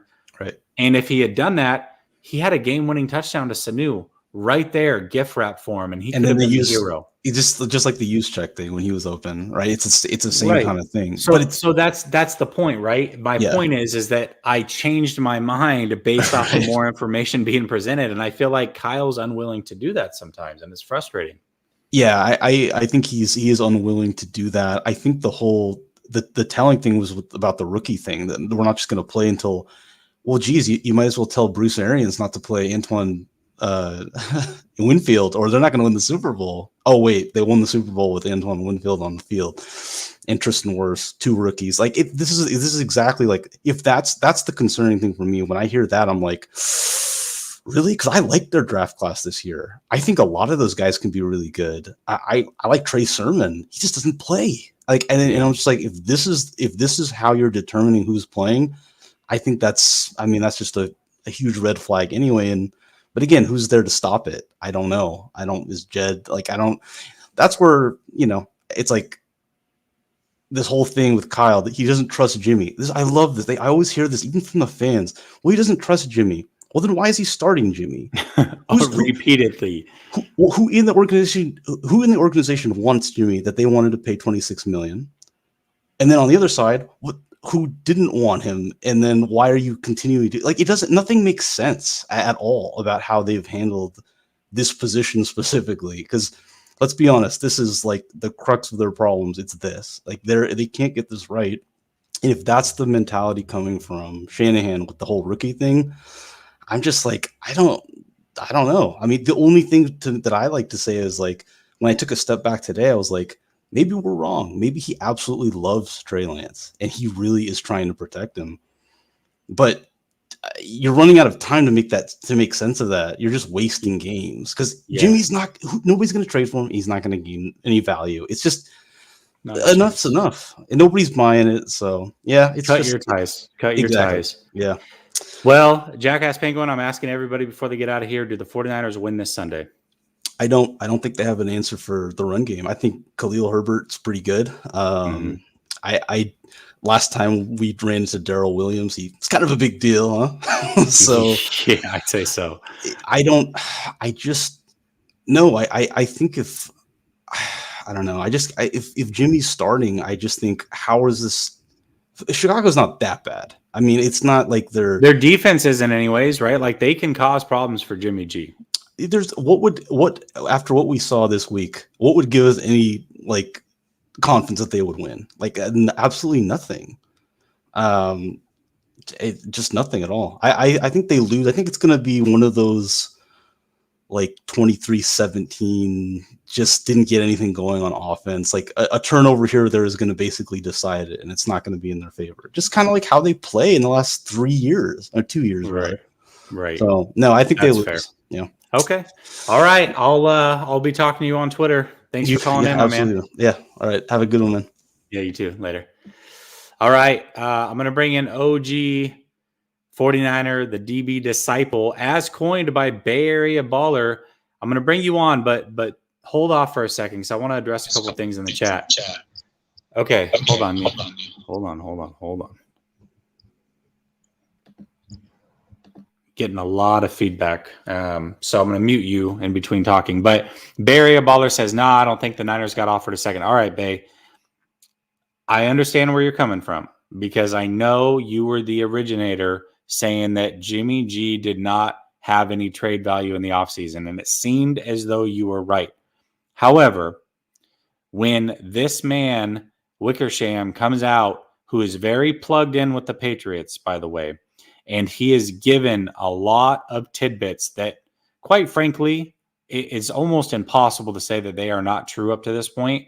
And he says in a book that he publishes talking about what is going on and how they were offered a second-round pick, being as plugged in as he is into that Patriots organization, I got to lean with that being true, my man. I got to. Does it make any sense? Should they have offered that? Hell no, they shouldn't have offered that. And if they were offered that, the 49ers side of things, they absolutely needed to take it, and they didn't. So that's one. Two, I wanted to address Nick from Nothing But Niners. If you are not subscribed to Nothing But Niners, go check Nick out. Nick and Mike over there, they're amazing. But Nick says, hey, you're not wearing a hat tonight. Listen, the reason I'm not wearing a hat tonight is I felt like I needed to be all business with this BS report that's come out with the leadership or lack thereof from this organization. And, I thought it was a serious show, needed to be sold as such. And that's where we're at with it, my man. So I appreciate you tapping in as always. All right. D Disciple, what is up? Hey, what's going on, Jesse? It's been a while. It's been a couple weeks. It has, yeah. Yeah. You talk about frustration and leadership. Where in the hell is that in the secondary? Your guess is as good as mine, man. I'm very, very pissed off how the DBs play. Josh Norman and Kirkpatrick and Militia know better than that. I mean, Josh Norman, I'm not surprised. But Kirkpatrick, oh my God. I played that that video to my sons, and I asked them what went wrong on this play, and I played it for them. They both answered the same question: Why didn't he go for the go attack the ball at the highest point? Why is he going for the tackle? Same thing I was saying. What in the world was he doing? I mean, you talk about me being pissed off. I threw a fit. Like, what the hell? I like to know who the DB coaches is. I need him fired. Sorry, I have to mute you in between because I'm getting a lot of feedback, and I don't know if it's coming through to you guys in the chat. Let me know. But yeah, so listen, I agree with you. First of all, I don't know what the hell's going on over there, DB Disciple. It's super frustrating. The fact that these teams have learned that they can just throw up the ball at a moment's notice and pick up a flag, a free 40 to 60 yards whenever they want, is absolutely incredible. Here's my thing. I think Norman, for the most part, has been pretty good. I mean, he's got that Peanut Tillman in him. I don't know when he learned to punch out the ball this way, but he's done it multiple times this season. He almost caused a second fumble in that game. My question to you is, because we've had a lot of conversation on Diamador Lenore, at this point, with his bat, and not only him, but Ambry Thomas, right? And I know where you stand on both of them. So that's why I'm asking you this question. So at this point, do you believe that either or both of those guys should be given a chance? Absolutely. Avery Thomas, I want to give him a chance. I think he's had enough time to get his stuff straight. I will give him a chance to see how he does. But if I'm the coach and I see him mess up, he's going back to the bench. But I want to give him a shot. As far as Lenore, I think he would have did a lot better than Kwan Williams, in my opinion. I mean, for example, what in the world is Kwan Williams not turning around? That was my biggest issue. You literally, if he just turned around, pick. That's a pick right there. Turn the hell around. That was my problem with the DBs, is turn around. Do you know how many times I had to scream turn around on Sunday night? How many? I stopped counting after 10. Hold on a second. Sorry, dude. That feedback's just really bad. Yeah, listen. So you said 10 times in that game that a DB didn't turn around to track the ball. That is absolutely crazy. You add that into the penalties. And what's crazy to me, you go back to the DB coach or lack thereof. Even Mosley now is starting to get into it a little bit. The straight up hugging, he bear hugged a wide receiver like that. That was absolutely crazy and inexcusable. Something has got to be changed out there for sure. Jesse, let me tell you how we're coached as DBs. Okay, if it's a deep back fade route, like what happened on that particular play, one thing we're taught is not to grab the receiver, but just feel him. You know what I mean? Barely touch him, because the receiver is going to take you where the ball's going to come to. That's how we're coached. What Mosley hugged him, that was the wrong thing to do. He had his head turned, but he hugged the receiver. And one thing we're coached is the receiver will take you to the ball. That's how we're coached. Yeah, listen, that makes a ton of sense, right? Like, why are you, first of all, like, get your hand on them, follow them, feel them. And if you put it on their hips are going to lead you to the direction they're going to go. Like, they don't have another option, right? They can juke with their upper body, they can juke with their legs, but their hips are going to point in the direction that they're headed. So that's number one. And the fact that these guys are not getting better. And what's crazy is you've got a lot of veterans that are on this team that are making these mistakes. And I don't remember these guys being this bad and making outright mistakes when it comes to penalties up until this point and getting on this team. Do you remember any of that? Absolutely not. I mean, it's unbelievable what I'm seeing right now. And that's why I blame all this on the DB coach. Shoot, Jesse, I'm ready to apply for the DB position. That's how frustrated I am. I'm ready to apply. And let me tell you this. If I was a DB coach, trust me, that Monday, we're doing 50 up downs and running 5 miles. You complain, we're running 10 miles. Because that's how frustration is. And Jesse, are they playing man to man? real quick, are they playing man to man? A lot, yes. My question is, if that's happening, why in the hell are they lining up on the outside shoulder instead of the inside shoulder? That's a good question. For if you notice how they're lined up, one thing as we're coached, and I'll make it real quick. One thing how we're coached, if we're gonna go man to man, and I even coach my sons on this, stick to the inside shoulder. You're gonna have the inside leverage. Why they're lining up on the outside and playing man? They're getting beat like crazy like that. I don't know who bright idea was that, but something to keep an eye. No, I lost you for a second, but I think I'll be able to get you back. So real quick, before you go, I'm asking everybody this, just real fast. Do the 49ers win this Sunday? Simple yes or no. Yes, 13-10. All right, perfect. Hey, OG, I'll see you on Twitter. Thanks for calling in, my man. All right. Later. I don't know if you guys were picking up on that echo, but every time I talked, I could hear myself. So I don't know what happened there. Hopefully it fixed itself. But I've got Cerski, my man. A lot of Twitter callers coming in tonight. I love it. Cerski, I know you're fired up as all get out. What's on your mind? What are your thoughts on this this report that the 49ers turned around a second rounder for Jimmy Garoppolo? Oh man. I had to take me 2 shots of scotch when I saw that. I may have to take another one.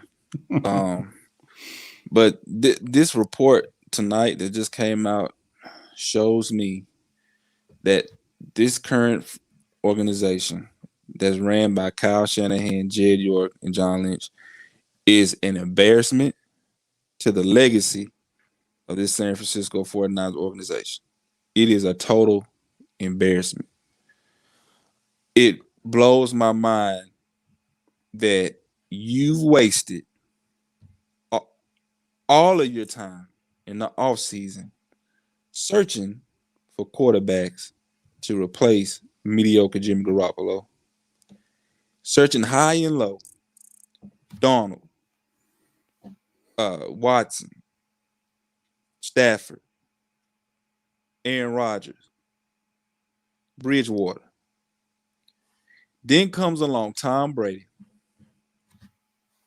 a multi-Super Bowl winner. You turn him down and goes to Tampa Bay, wins a Super Bowl for the Tampa Bay Buccaneers his first year there. And then John Lynch and Kyle Shanahan have the audacity to turn down a second-round pick for a guy that you've been trying to replace for this whole entire offseason. I think Kyle and John, I can't even talk right now. I'm so mad. Excuse me. I think Kyle Shanahan and John Lynch are slow. I think they are remedial. And I think they have a problem running the franchise. John Lynch needs to go back to Fox. He's not cut out for this job. He's just not. No. Kyle Shanahan, I think Kyle Shanahan just needs to just give up some things. He has too much on his plate. And him having too much on his plate is just too much for him to the point where he don't even know what he's doing. He needs to be a head coach and go out there and do what he needs to do and leave it up to people who obviously I don't think the people that's there don't even know what they're doing. I think it needs to be some type of front office clean house. I mean, I mean, they need to bring in some people that knows what they're doing, because obviously it's so afflicted in this organization that we're just it's like every few months we're hearing some bull crap. Oh, I mean, it's common sense stuff, Jesse. It's common sense stuff. I mean, why would you bring in players that have a long injury history? Why would you search high and low to replace a quarterback that cannot do nothing for your offense, and then somebody comes along that can take you over the hump and win you by 2 or 3 Super Bowls, and you tell him no. I mean, and then you move up, you give away draft capital to move up to get a quarterback in the third round. I mean, the first round, third overall pick. You do nothing with him. You don't share him reps with the first team offense because you know that the quarterback that you have has a possibility of getting injured again. I mean, it's to the point where as long as it stays this way, Jesse, this organization is going to continue to go downhill, and it's going to continue to get worse and worse and worse before it gets better. John Lynch and Kyle Shanahan is starting to be a tumor to this organization, and that tumor is growing. If they don't get this problem fixed soon, it's going to spread. And I hate to say it, Niner fans, we're going to be back in those dark ages again with Tom Sula and Chip Kelly. I mean, as of right now, I mean, even if, you know what I'm saying, even if Jimmy does leave, it won't be that way. But now that you look at it, it could, Jesse. Because I remember you saying it. Even if Kyle Shanahan or you know, if Kyle Shanahan leaves, we're going to go back to the dark. I mean, that's true. But if you look at it right now, and if you're looking at the reports of how they're running things, it's like the goalpost is moving that way, Jesse, you know? So, I mean, I just have no words right now because, I mean, we thought when Kyle Shanahan was going to come here, we were going to have a turnaround, a major turnaround. And we understood that his first 2 years was going to be a building process. We knew we was going to have to struggle for a while until we get to that certain place. And we got there that third year. And now we have a quarterback that's unable to do anything on the football field, unable to go beyond the X's and O's. And you steady keep him around. And people and people came to you wanting to play for you. A Hall of Famer a future Hall of Famer wanted to play for you. You turned them down, knowing you were trying to get rid of a quarterback that couldn't do nothing for your offense. You turned them down, and then you had a team trying to get him back and offer you a second round pick, and you turn it down. It seems like they don't know what they're doing. They don't want to win, and it's very disappointing to be a 49ers fan right now. It's very disturbing, and I just think it's going to get worse before it gets better, Jesse. I think it's going to get worse. Cerski, I'm with you. I think that they can have these peaks where they win a little bit, but with Kyle Shanahan, I do not see long-term sustained success. Before I let you go, Cerski, because I got a full chat waiting to get on. Do the 49ers win this Sunday or not? No, they do not. They do not win. They do not win. They've been unable to sustain an identity. Jimmy Garoppolo is going to be that same Jimmy Garoppolo we saw Sunday night. You got Khalil Mack, Eddie Jackson, Robert Quinn that's going to be coming for him, and he won't be able to escape it. It won't be good. It won't be good. So Chicago leads the league in sacks. So no, we will not win this game. We will not. Wow, that's crazy. All right, you're about the fourth caller to say that. That's how bad it's gotten. That's insane to me. That's absolutely insane. Cerski, I'll see you in the Twitter spaces, my man. Thank you as always. Appreciate you calling in, and we'll talk soon. Absolutely, bro. Thanks for having me on. Yeah, absolutely. Later. All right, we're gonna go David, Scout Daddy, Game Day Grace, and Chardoll. Then we've got Spin, Jamaican Boy, Alec, and Pinor. Hopefully, y'all can wait. If not, I totally understand, but that is the order that I've got right now. So I'm going to bring on David. Good evening. What is up, my man? How are you doing? Hello, doing well. How are you? I'm doing good, man. Yeah. As good as I can be, despite this crazy news that's coming out. What's on your mind? Me as well. Just some comments Shanahan made this week. So what really bothered me was he basically implied that Lance and the other rookies would not see action until they were mathematically eliminated from the playoffs. if I understood him right. Yeah, that's basically what he's saying. He is equating not only the rookies, but Trey Lance playing to giving up on the season. Right. So the thing is, I mean, being technically eliminated from the playoffs could be, I don't know, week 15, 16, even for us below 500 team, you can be technically alive for quite some time. And they will get some wins here and there. So, I mean, he's really saying, well, I might, assuming they don't turn things around and make a playoff run, which doesn't look likely at this point. No, it doesn't. Scout Daddy, you actually just got back in. Just so you know, you're going to be next. I appreciate you waiting. Yeah, you're right. It doesn't seem likely. And again, what's crazy to me is that he's basically saying, he's telling his future franchise quarterback that until I think that this thing is over, you don't get to be the starter. Where is the vote of confidence for this kid? Again, he didn't take the chance to put his arm around him after the loss to Arizona. He started, and now he's continuing to do the same old BS over and over. It's crazy to me. Right. And I'm actually of the opinion, I know some people think Garoppolo gives the better chance of winning in general, but I think you actually improve your playoff chances if you were just switch over to Lance. And I know he's not completely ready and would go through all the growing pains of a rookie.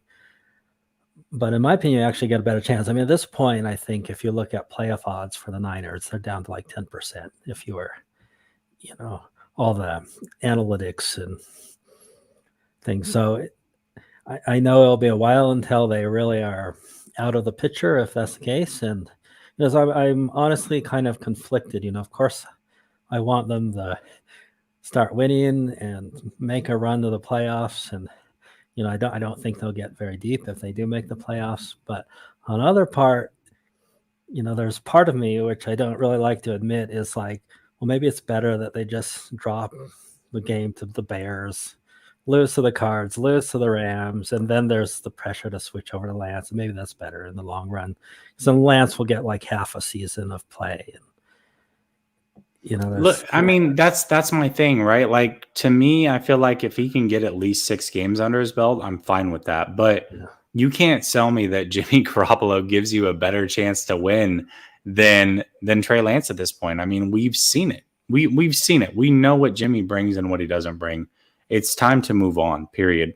I get maybe not playing the rest of the rookies, Banks, whatever. I don't understand why Sermon's not getting burned. Again, we've seen some of these guys play, and now you try to tell us they're not ready. However, we've seen them play, and we know that they're more than ready and more than capable than the guy in front of them, and that's where my issue comes in. Yeah, and I agree with the previous caller about Lenore should be starting, at least in the nickel spotter, over perhaps Norman, and he should have been active at least. I don't get Lenore was not active last game, so then you went to Kirkpatrick when Mosley went out, and I just don't see how. I mean, are they in the doghouse for some reason too? Sort of like what's happening with Ayuk. It's like, well, he gets some play, and then I don't know. I just don't see a rhyme or reason for some of.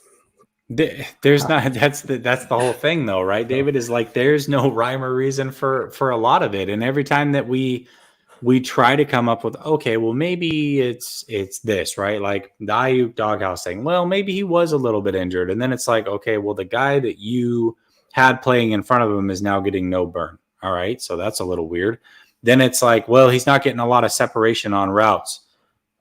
Okay, but you can design plays to get the ball in his hand. By the way, he had the end around this week. That's a way you can get the ball in his hand. He's still a weapon. He's still a good player.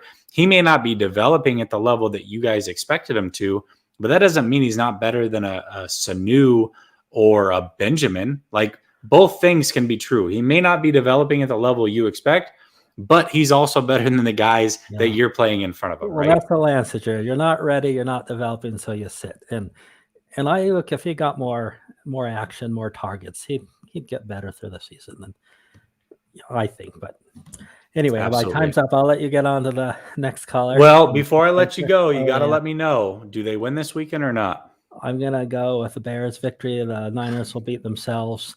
And I actually think Fields may have a breakout game.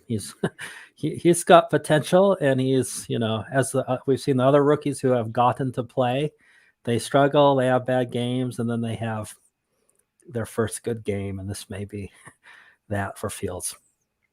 Yeah, I hope you're wrong, but my gosh, it's hard to say that you are. And you're about the 5th caller in a row and 7th overall that's picked the Bears. So that's crazy. All right, brother. Thank you so much for calling in. Yeah, take care. All right. I'm going to bring in Scout Daddy, but I'm going to have you on mute when you come in, because I just want to address this question from Bryant. He says, Jesse, my question is, whose idea was it to trade up to 3 after hearing what it will cost to move up?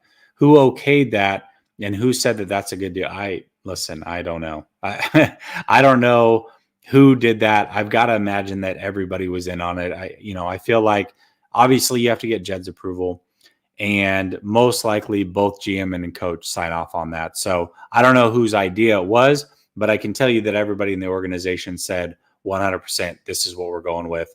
And that's what they decided to do. So that being said, Scout Daddy, you have been waiting forever. Thank you so much for being patient. What's on your mind, my man? Yo, what's up, Jesse? How you doing? Hey, there he is. Dude, I didn't even recognize that was you back there. And then you had the name change and everything. What's up, Lee? Yeah, I had to change the name because anyone that knows me knows I love scouting the draft, scouting players, and finding their talent. Yeah, absolutely, man. I'm happy to hear from you. Happy to see you now that I'm realizing who it is. What are your thoughts on this whole trade thing, man? What's going on? On the trade thing, it doesn't surprise me at all. Because I don't know if I told you this, but I felt like I wasn't with the whole Trey starting. I remember I told you, I said I didn't think he was going to start week 1 or any of that, and I felt like they were trying to run it back. Yes. But back to the draft, that's where it started. And this is where I really don't get what they did, because with that trade, right, they passed up on the second. And why I say it doesn't surprise me is because I feel like they didn't care about that second round draft pick, because I feel like they were trying to get back to the playoffs. They felt last year was a hiccup. They had injuries, right? Year before we made a Super Bowl, we got Jimmy. We've gone out and look at the free agency. To me, that whole free agency was about running it back and trying to get back. You get Trent Williams. You got a better left tackle than 2019 because Staley was on, ready to retire. He was struggling back to come in center. They thought he still had something left in the tank, right? They felt like the O-line's going to be better for Jimmy. Jimmy's going to have Debo. He's going to have Kittle, and he's going to have Ayuk. He didn't even have Ayuk, in the 2019 run. So I think they felt that they had more depth in the middle of the defensive line, even though they lost Defo. They'd gone out and got this first round so-called pick in Kinlaw, who I really didn't like from the beginning. I felt like, you could have went CeeDee Lamb, got us a real deal wide receiver.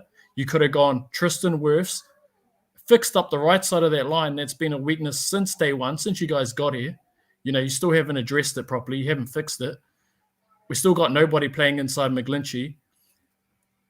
And when you look at it, though, Jesse, like that whole free agency was built to win now, but then the whole draft was built as a project to win deeper down the line. Like Trey wasn't going to be ready, right? Aaron Banks didn't even get on the field. Trey Sermon's barely getting on the field. Ambry Thomas doesn't get on the field. And so to me, it counted what they were trying to do. They were trying to win now, but at the same time, they were thinking, we'll use this draft to build for the future with this quarterback. They're trying to do two things at one time, and you can't do that. This is the NFL. You know what I mean? If my whole thing was why I was so pissed off after that draft, Jesse, was because I kept telling Grant, they need to go after, they need to give Jimmy as much as they can, because this guy cannot do it by himself. He's not a real deal quarterback. He's a middle of the road guy. And now, last week, obviously, everyone's seen it. And even the people that felt, we've got at the start of saying, we got a chance, Jesse, we can get back there. Nah, I think that ended a long time ago. And I felt like it ended in that game against Seattle, when Trey came in for Jimmy. And I don't even want to talk about Jimmy because we all know what Jimmy G is, If you go back and watch the 22, you watch film, he's doing the same things he was doing in 2019, That pick he threw to me against the Colts the other day reminded me of that game against the Bucs. Do you remember that throw? Yeah, I do remember that throw. Absolutely. And he just stared down his one receiver. He didn't even check, and he's just not going to learn. He's hit his level where he can get to, and he's not getting any better. And at least with Trey, like at the start of the season, I was thinking, have a good draft, give him as much as we can, and hopefully we get back there. But we didn't do that in the draft, and that's what blows my mind. Like, you did one thing in free agency, you do the opposite thing in the draft, and now you're at where you are, and everything's backfired. And I feel like the reason that Trey's really not playing, it's, I know you've said, Jesse, that you feel like it's because he wants to Mac Jones probably, and that, he's not happy because Jones is doing so well over at the Patriots, and he doesn't want to start Trey. But I think it's more to do with he's scared to start Trey. He's scared to put Trey out there, and he fails again because we know, Kyle Shanahan, he's got a big ego. He's always had it. Like, if you've watched him over the years, he likes to do things his way, and he likes to do them how he thinks, what he thinks going to win and what's going to pan out. And now that Jimmy's failed in this whole thing of getting to the playoffs and having a good season has unraveled, if he throws Trey in now and Trey suffers and we have a bad season, he's going to look like a complete D-head. You know what I mean? And I think he's scared to put Trey, and I think this would have been the perfect game to play Trey, Obviously, now that he got him injured in his first game, which was just crazy in my mind, to take a rookie out there and what happened, how he got injured in his first game, like, that's ridiculous. A lot of people didn't agree with the game plan and everything, and yeah, I think it's just all come back to bite them. I heard Mike talking earlier about, we're in a rebuild. We are sort of in a rebuild. It's like a mini rebuild, and that's from all these years we haven't hit in the draft. It's from all these years we haven't hit in free agency. The one time we did it in 2019, we went to a Super Bowl, It's no surprise. That was our best draft, 2019. We got Bosa and Debo. Then we got Kinlaw later in the draft, Then we had a pretty good free agency. We got players to ice the cake with, Emmanuel Sanders, D Ford and Quan. They contributed that year, but, as you say, they're injury prone, Yeah, absolutely. I mean, first of all, you just went a full 5 minutes. I didn't have to say anything. That was amazing. You got the chat saying that you're spitting. So good call, Lee. Listen, you're right, man. There's a lot to question. And it seems like every time we're willing to let things go, like I said, we're willing to let them go. We're willing to move on. It just seems like more questions pop up over and over. It's wild to me. I think that you spit a lot of facts on your call. You always bring it, as always. Before I let you go, Lee, what happens this Sunday? Did the 49ers win or did the 49ers lose? You'd hope to think they win, Jesse, but the way we're playing, we're not playing as a team. Defense has been trying to carry the offense all year, and it's hard to say we're going to win. Even though you want to win as a Niner fan, with Jimmy out there, I just don't see things like getting better. And at the moment with Jimmy out there, and I feel like, I think the Bears are going to win 20-17. Wow. That's crazy. Listen, I don't want to give my official prediction. I don't know what the score is going to be. I cannot see I can see the 49ers losing, but pretty much all of you are saying that they're going to lose. And I feel like they're going to win, but man, is it really gotten to this point where they're worse than the Bears? That's insane to me that this many people are picking against them. It's wild. So anyways, my man, I appreciate you. Hopefully you're able to call in next week. Have a good night. All right. No worries. Thank you, Jesse. Thanks. All right. We got game day Grace. Let's see. We're going to go game day Grace, Chardoll, and then spin. Working through it. Oh no, hold on.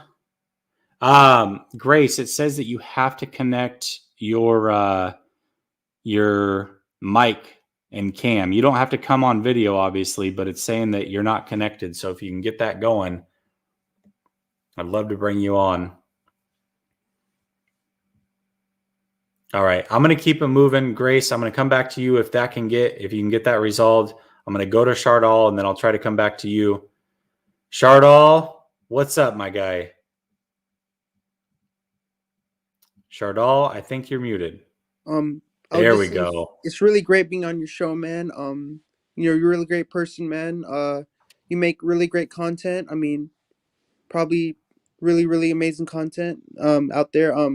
I just don't know why people are being so hard on Jimmy G, and saying he's the worst quarterback and he's not really that great. Do you feel like they're just saying that to be hateful, or they're just saying that because that's what they think? Chardoll, I think ultimately they're fed up, man. And I don't know if you follow me on Twitter or not. I mean, we've obviously talked a few times here, and I see you call into Grant's show. You're an absolute superstar over there, by the way. But this whole Jimmy thing, he's just not playing good football, Chardoll. And you have to be willing to call a spade. And right now, Jimmy is getting paid way too much. I get it. Like, I know where you're coming from, right? Like, he's the quarterback of the team, and ultimately, you want to support the quarterback of the team. I appreciate that about you, Chardoll. But I think that a majority of the fan base is just they're fed up. And that what I want to say is that just hurts me when people put your star quarterbacks down, like they just they throw so much shade on him, and just they don't know that he has that quarterbacks have potential to have really great games. I mean, they have potential to have like a really the best game of their career. Well, let me ask you this, Chardoll. What do you think about Trey Lance? Do you like Trey Lance? I mean, he's good. I mean, he's good. I mean, he needs some he needs to work. Like, he needs to put some hard work in there. He's kind of far from being like the top of the team and being like that quarterback everybody wants to rely on. But he will reach that point of his career where he's like super great, and like the jersey sales are gonna go off the sales and off the stores. People are gonna be buying his jersey. It's gonna make lots of money. His jersey, it's gonna make lots of money. People are gonna be wearing it to the Niner games. It's just gonna be amazing to see that the whole Niner fan base just embracing Trey Lance and taking him in like he's their brother. They're part of their family. Like like they want to like believe in him. So I think he is a good quarterback. I think he's gonna be great one day. We just need to watch and see where his career, which path his career will take. Yeah, the Chardoll, that's fair. Obviously he's young. If he plays this year, he's going to get he's gonna have to work through those kinks, right? And that's fair to say. I think that any rookie's going to. I think that 49er fans just understand what it is, Chardoll. And basically what it is the 49ers aren't winning anything this year. And it sucks to say that, but that's where we're at. It's very obvious this team is not competing for a Super Bowl. And so we all are ready for the Trey Lance era to begin so that we can see what the kid has. And that's kind of where everybody's at. I think it's not just Jimmy's not playing the best, Chardoll. I think a lot of the hate towards Jimmy is also the fact that he's the one that is holding Trey back from actually playing. I think that's where a lot of the heat comes from as well, Chardoll. And it doesn't make me feel good because people are always putting me down, saying that burn your Garoppolo jersey, buy a Lance jersey. They're pressuring me to do something that I don't want to do. What should I do? Because I don't know what to do. I mean, people are pressuring me like, get rid of your Garoppolo jersey, sell it, and then just buy a Lance jersey. Listen, here we go, Chardoll. Here's what you do. You go buy a Lance jersey. And while Garoppolo's starting, you wear that jersey, and don't listen to what anybody else tells you, my man. Just because they would burn their jersey or they want to get rid of their jersey doesn't mean you have to. Oh, so for the Niners game on Sunday, I'm gonna go with the 49ers to clash all the hopes of all those fans who are saying Chicago's gonna win.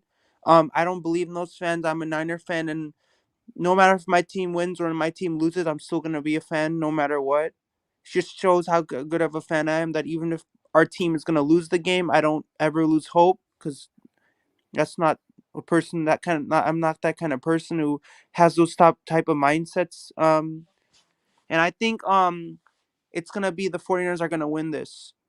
Good. It's going to be 75-0 49ers. I love it, Chardoll. We're going to crush the Chicago Bears. I love it. Hey. Yeah, we're going to stun all those fans. They're going to be looking up in awe like, oh my God, what the hell did this guy just say? This guy's not joking at all, man. He went for the Niners 75-0 crushing victory, man. Hey, Chardoll, I love that. I love that optimism. Chardoll, thank you so much for waiting. Thank you so much for bringing your positivity to the show. And hopefully I'll hear from you next week. All right, It's brother? so great to be on your show, and I always try to bring the positivity. I always try to bring the energy every single time. Hey, Chardoll, you brought it, my man. I appreciate you. Have a good night, okay? See you, Jesse. Later, man. You gotta love Chardoll, man. Like, my gosh. All right, Grace, we're gonna go back to you. Then we're gonna go to Spin. Grace, how you doing? I'm doing great. How about you? I'm doing good. Hold on, let me turn up your mic real quick. Hold up. There you go. Go ahead and talk. Okay, can you hear me now? It's a little bit better. Still quiet, but it's a little bit better. I got you. Okay. I didn't really plan out anything to say, but like just what's on my mind right now is like this regime sucks at assessing value in general. Like it's from the top down. It's from, the ownership, from the CEOs down to, the coaches and this like, the people running the organization in terms of like play calling and stuff. So it starts from Jed assessing the regime's value, and that includes John's value as a GM and also Kyle Shanahan's value as the head coach, right?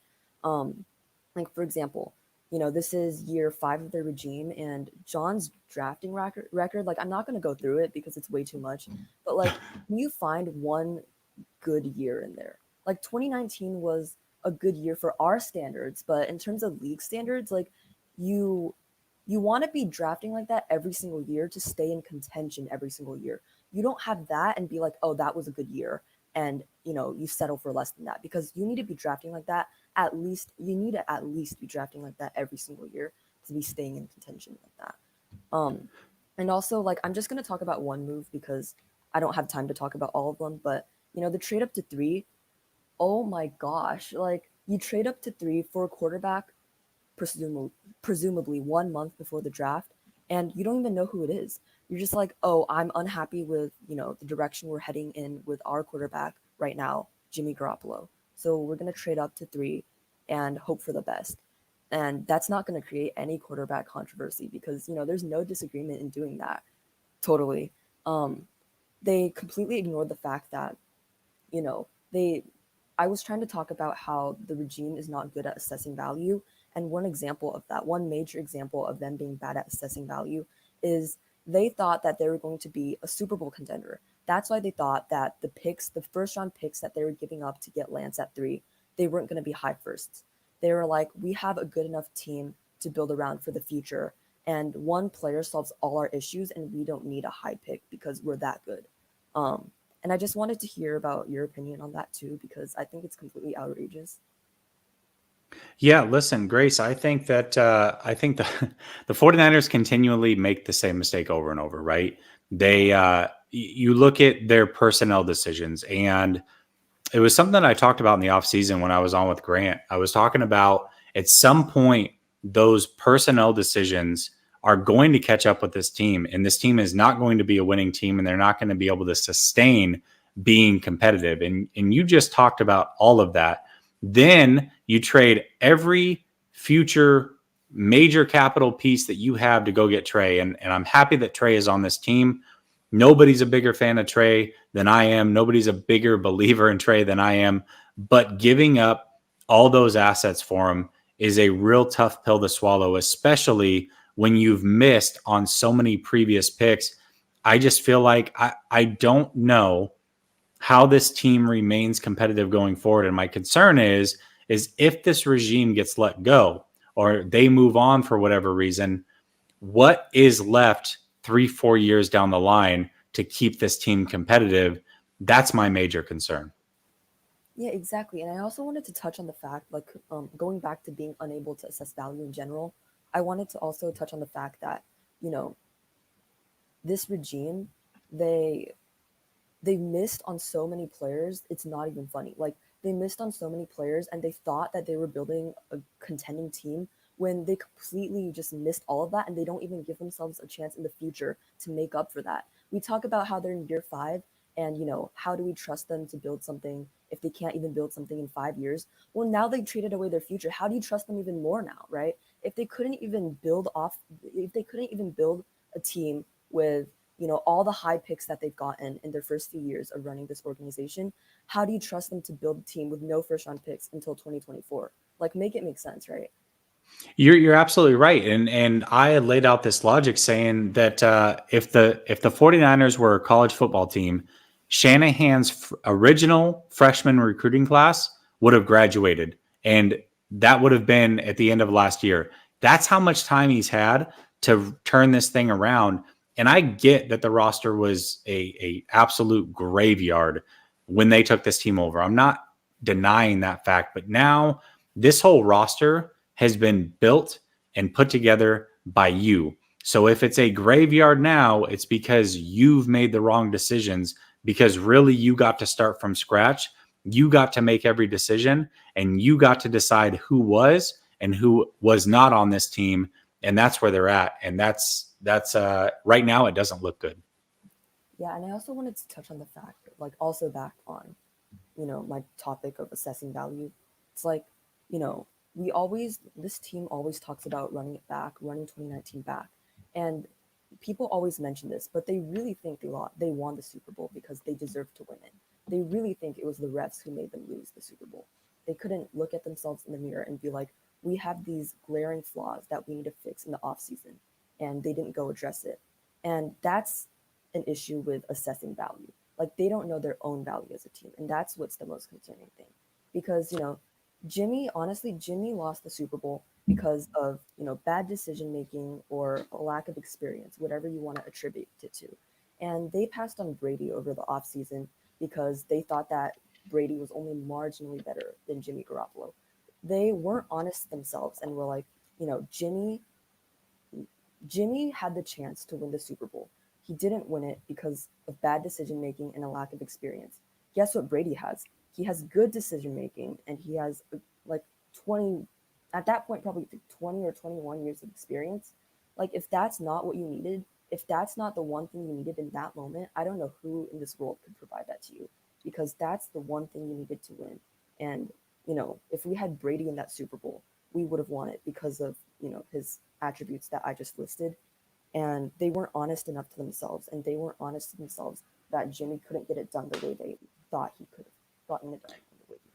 Not only that, Grace, but he also brought health and stability from that standpoint. I mean, you're talking about a guy that's played pretty much every game his whole career outside of the ACL injury, which was many, many years ago. I mean, he may be a lot older than Jimmy, but he's still a heck of a lot healthier than Jimmy. Mm-hmm. And I see someone in your comments telling me to say something positive about the team. I will. I think this fan base is the best fan base in, the entire NFL.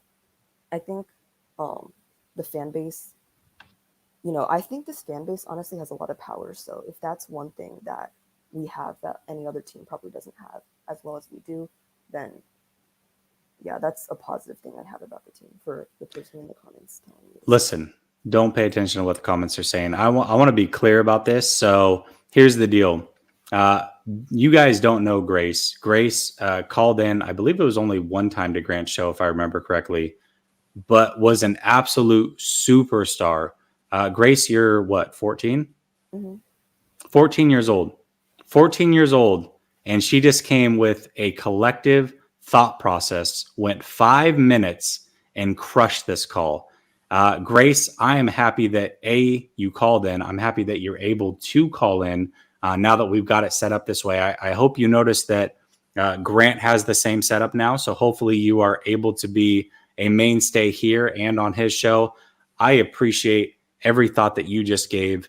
And before you go, though, Grace, I have to know, do the 49ers win this Sunday? Ooh,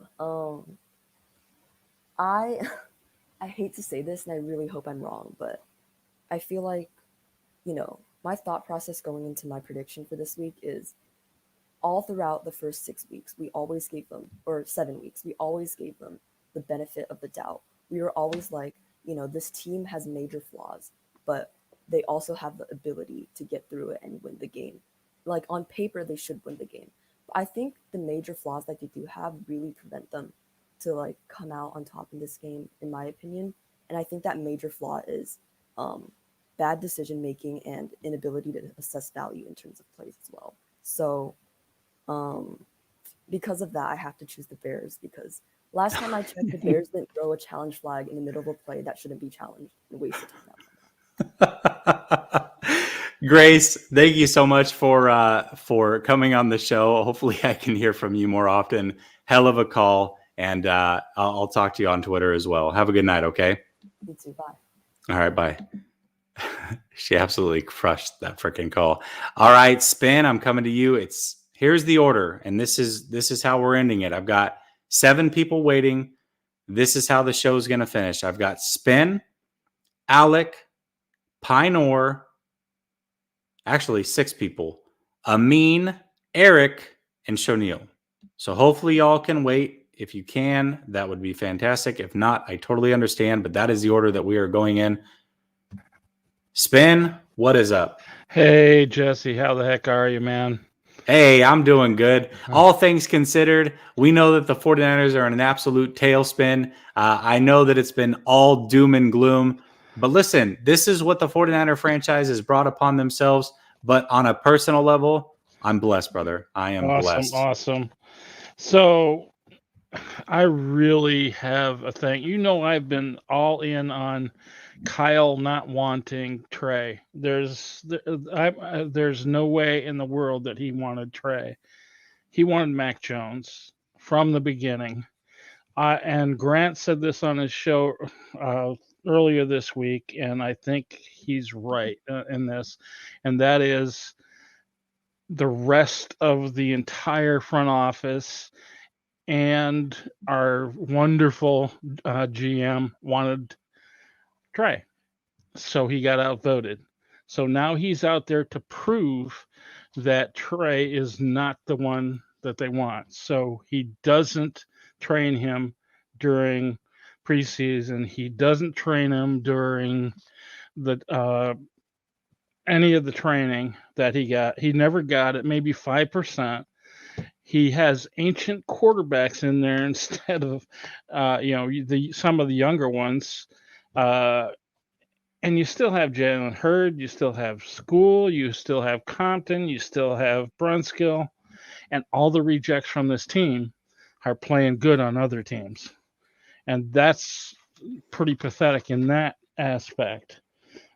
We could have gotten Asante Samuel in the draft, the 3rd round, but we went down and we picked a running back. Why? We needed cornerbacks. They went thinking that they had the Super Bowl, but they had 2 people on the cornerbacks, and if they got injured, we're done with. And then Mostert went. Well, I take that back. Our first guy went down. Jeff Wilson Jr. Jeff Wilson Jr. in the OTAs. We have Mostert gone down. We have Verrett gone down. And that's the end of the Super Bowl at that point in time. There's no way we're going there. We might make the playoffs, if that. They overestimated who they got in the draft. They were going to replace the guard with our new guard. Didn't happen. He's not good enough yet. Yeah. But like you say, who knows whether they're actually working on him to get better, because they're certainly not doing that for Trey. Then they take, and in the first preseason game, they let Trey get beat up by the Chiefs first round. That's just unbelievable that you do that. Then against the Cardinals, do they give him any kind of assistance with the plays like they give all their previous quarterbacks, not named Jimmy G? No. The horrible play calling in that game was just ridiculous. Trey is made to fail here. And I kind of think that Kyle wanted Trey to be injured so that he doesn't have to play him for the rest of the year or for at least a long period of time, hoping Jimmy would do good. As we can see, he's not doing good at all. Told you so. There's just no way in the world with Jimmy G. Jimmy G's not a bad quarterback for a backup. Jimmy G is not a starter in this league, and he would never start for any other team in this league. I guarantee you that. Who's gonna offer a draft pick for him? No one. Nobody now. Yeah. And the fact that they it sounds like they turned down a second round pick for him in the offseason. That's Here's what I say that they need to do. They need to fire Kyle, except for not really fire him. Give him an ultimatum. You're either the OC or you stay at home. Yeah. They hire someone as the GM who is a leader of men. Yeah. Kyle is not a leader of men. He needs to claim the failures, not blame the failures. And he needs to never call out one of his players, or a group of players for that matter, in front of the rest of the world, basically, or in front of the team for that matter. Should be done behind closed doors. As a leader, you cannot do that. What is a coach? A coach is a leader. Kyle is not a coach. Make him either take OC or sit at home so that he can't get the opportunity. If you want to get bad about this, so he doesn't get the opportunity to waste that extra money that we're paying him on another team getting paid, paying him for another job. That's just crazy. So hire a GM, maybe bring someone up from inside to be another name head coach, but not, because you still have Kyle sitting there as, quote, the head coach, and get a quarterbacks coach, get a cornerbacks coach, and maybe this team has a chance. As far as the game this week, there is no way we're going to win that game. Their defense is going to slaughter us. They're probably going to slaughter Jimmy. And Justin Fields is the best long bomb quarterback of this draft. Very accurate. He's going to tear our defense apart. Man, I can't believe how many of y'all are picking the Bears. That's crazy. That's crazy. All right. Listen, so many of you guys have picked it. It's hard to go against it. But man, that's crazy. Spin, thank you so much for the call, my man. I appreciate you. I appreciate your support. And you have a good night, okay? All right, you too, sir. All righty. I think Debbie brings up a good point. I'm going to bring in Pinor, but I'm going to have him on mute for a second. I think Debbie brings up a really good point here. She says, I think Kyle is being challenged wearing 2 hats. Well, really, he's wearing 3 because let's not forget he plays GM a little bit. But OC and head coach, Kyle needs to focus on leading the team as the head coach, allow Mike McDaniels to call the plays. He's Kyle's clone anyway, with Kyle's guidance. I love that point. I think that is a fantastic point. And listen, he has to be willing to understand when he's got too many plates spinning at once. And when you try to tackle everything, you end up tackling nothing. And that's what I'm worried about with Kyle. I think that's a fantastic idea.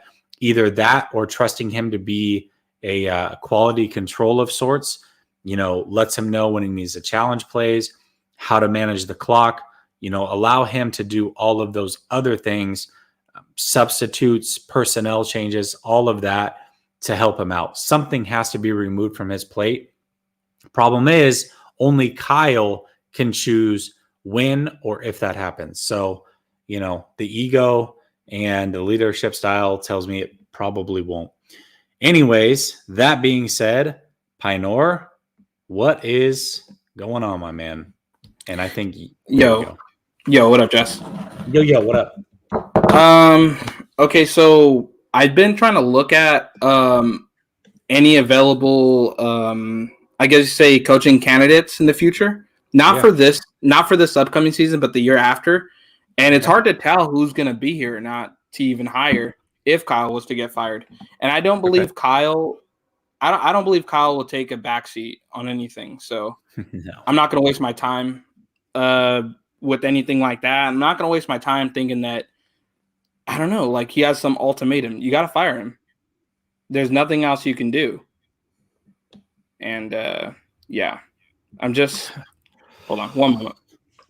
No, you're good. It's frustrating, right? Because you know as well as I do that Kyle's not going to take a back step. He's not going to take a back step and taking things off his plate. He's not going to accept a GM coming in and being his boss. He's not going to be willing to just be the offensive coordinator. It's either you keep him in the position he's in now, you give him all the power he has now, or you let him go. Like, those are the options. That's it. Those are the options. Yeah. And we all know, like, you know, like let's just say like Urban Meyer. We know that Matt Nagy. We know like someone like Joe Judge. You know, and John Gruden's already gone, so it's like we know where the coaching candidates are going to go for the most part as far as what's going to be available this offseason. But and you know what? There's actually a lot of people that's going to be getting hired this offseason. But the thing is, it's just like, you know, I was talking to I think his name was John, right? John, that was a previous caller, like way before. Yeah, Lynch. Yeah. And I accidentally told him in the spaces. I actually told him that, you know what, you guys need to stop wasting your time by talking about these things because it's not going to happen. But I came at him at a wrong way, because it's not that we can't talk about who are the candidates or anything. It's, you know, like that. The problem that I'm seeing with people is believing that's going to happen.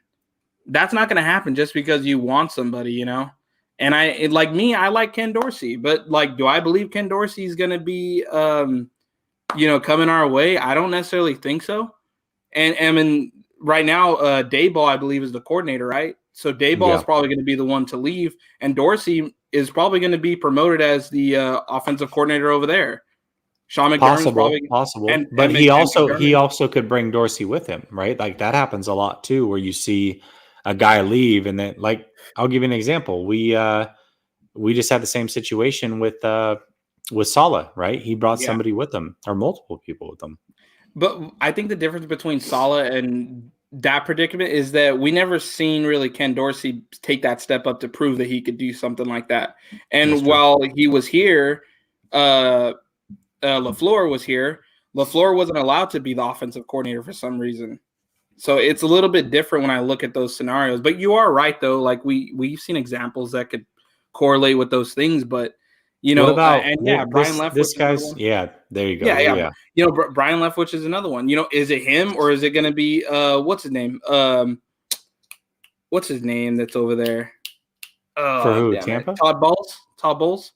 Oh, Bowles. Yeah. Yeah. So we don't know which one's going to leave, even with that scenario. You know, I mean, but I don't really know. Like, it's hard to really figure out what's going to happen in the future with this team. And Kellen Moore's another one. You know. Yeah. Lincoln Riley, another one. You know, we know the names that are out there, guys. We know. But here's the thing. Me and you guys know what we want for this team. The bottom line is they're going to choose what happens. You can straight up fantasize all you want about everything. We got lucky that we did get Kyle, by the way. You know, really did. I was surprised that we did get Kyle Shanahan from the beginning. But, you know, Kyle, man, I'm really shocked that after – you know, we lost and everything, that he said that playing Lance, starting the rookies, is giving up. I'm like, dude, are you serious? Like, after you just got your ass beaten, you're gonna say that giving up is starting Trey Lance? Right. When he said that, he struck me as a guy that never fought. You know, and I told Sickness and 49er Minded this.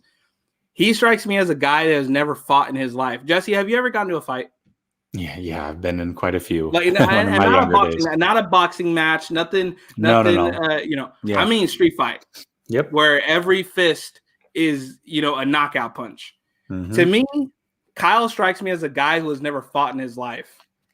Because if you know anything about getting into a fight, regardless if you got knocked out or you knock somebody out, after that, you get better at it.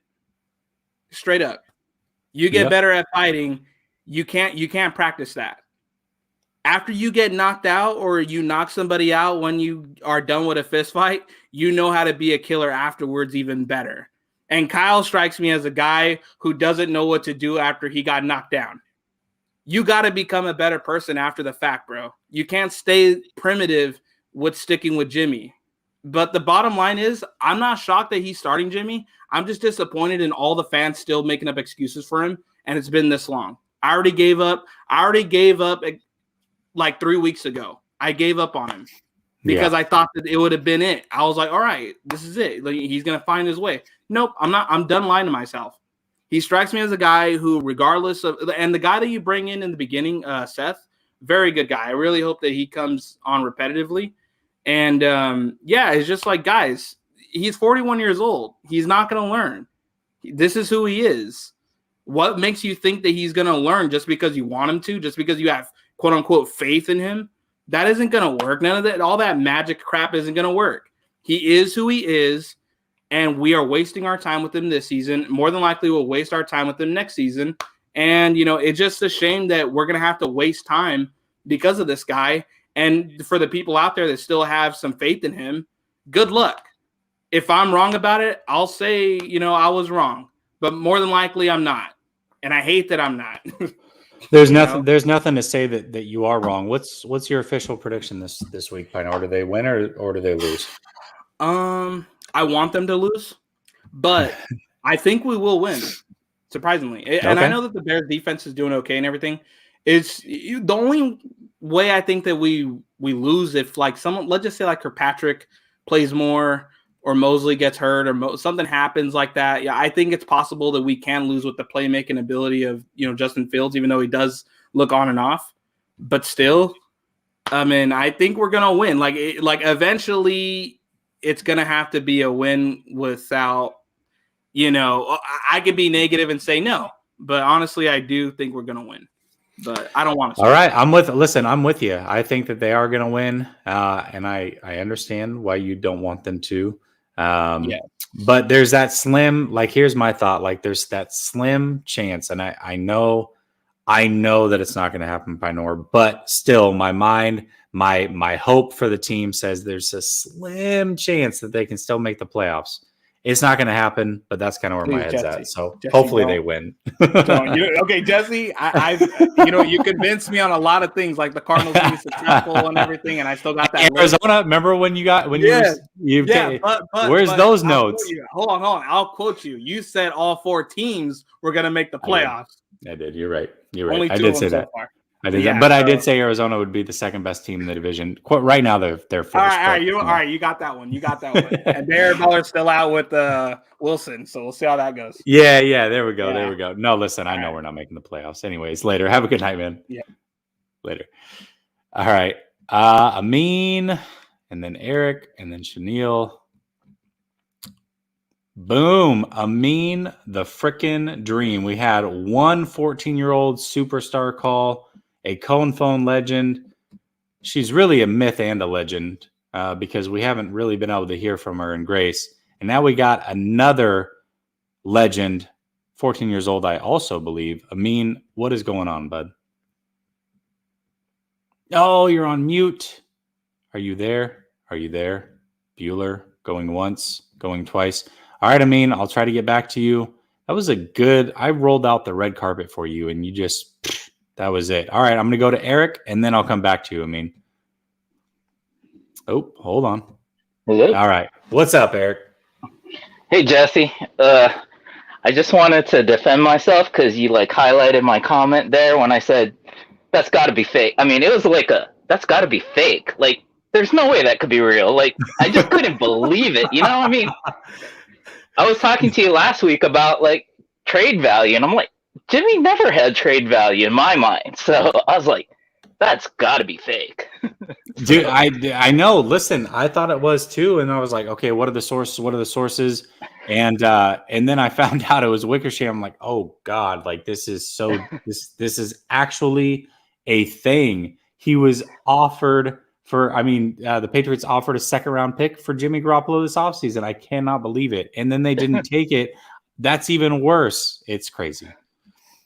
It is. It's just, it goes back to, it's like beating a dead horse, but listening to Vish yesterday talking to Grant, he explained it the best, is that John Lynch or the organization does not know the value of things. And it goes back to everything John Lynch has said. Like, I mean, like Reuben Foster, taking him, like if Solomon Thomas wasn't there, we would have took him third. It was like, really? And it's like, and then Kyle Shanahan just saying, well, if you like Mac Jones at 12, you should like him at 3 too. It's like, that's not how it works. We like value, you know? And yeah, you're right. I mean, it all comes down to value. And again, if they truly liked, I went back and I watched that press conference today, by the way, and I posted about a couple minute, 100-second clip where he kept saying starting quarterback over and over. But in that whole press conference, he said repeatedly that they liked 5 guys. They were worried that they weren't going to get their guy at 3. Well, if you really did like 5 guys and you weren't to a point where you actually were decided before you traded up to 3, then just stay at 12. Like, don't go to 3 and then try to make a decision. Like, that's not how that should work. You trade up for a player. You don't trade up for a position. That's not the way successful teams do things. Yeah, but it also seems like anytime they've traded up for a player, they didn't really need to trade up for that player. Yeah, that's true. Like, that's true. But you know, Ayuk, like I agree with that. But I will say this with the Trey thing. Multiple reports have come out that Atlanta was 100% in on Trey Lance. So they had pick 4. If that's the case, Trey definitely doesn't get to him. That being said, you know, I love Trey, right? And I was not a fan of Mac Jones, but it's hard to argue the value at 12-3 with multiple picks, right? Like, that's what we're talking about. Is Trey going to be better than Mac Jones? No doubt in my mind that he's going to be better than Mac Jones, but is he going to be that much better enough to make up the difference of multiple first-round picks? I don't know. Time will tell. And even if they did have to give up all the first, did they really need to give up that third just to sweeten that much? Right. Yeah. Was the first not enough? Like, come on. And then the other thing is, like, the whole John Lynch, like, he's a commentator. Yeah, That's what he is. That's the reality. He was a commentator that we hired to be a GM. And if you look at all his moves, it just kind of seems like TV moves. I mean, like, these are all moves that all the commentators, like, love because they're not personnel people. So that's like, it just seems like that's all the moves he makes. And he doesn't get any pushback, I think, from other commentators because he's living their dream. Like, all these other commentators, they're not going to talk bad about John Lynch and he doesn't know what he's doing because they want to be him in the future. They want to have this multi-million-dollar GM job.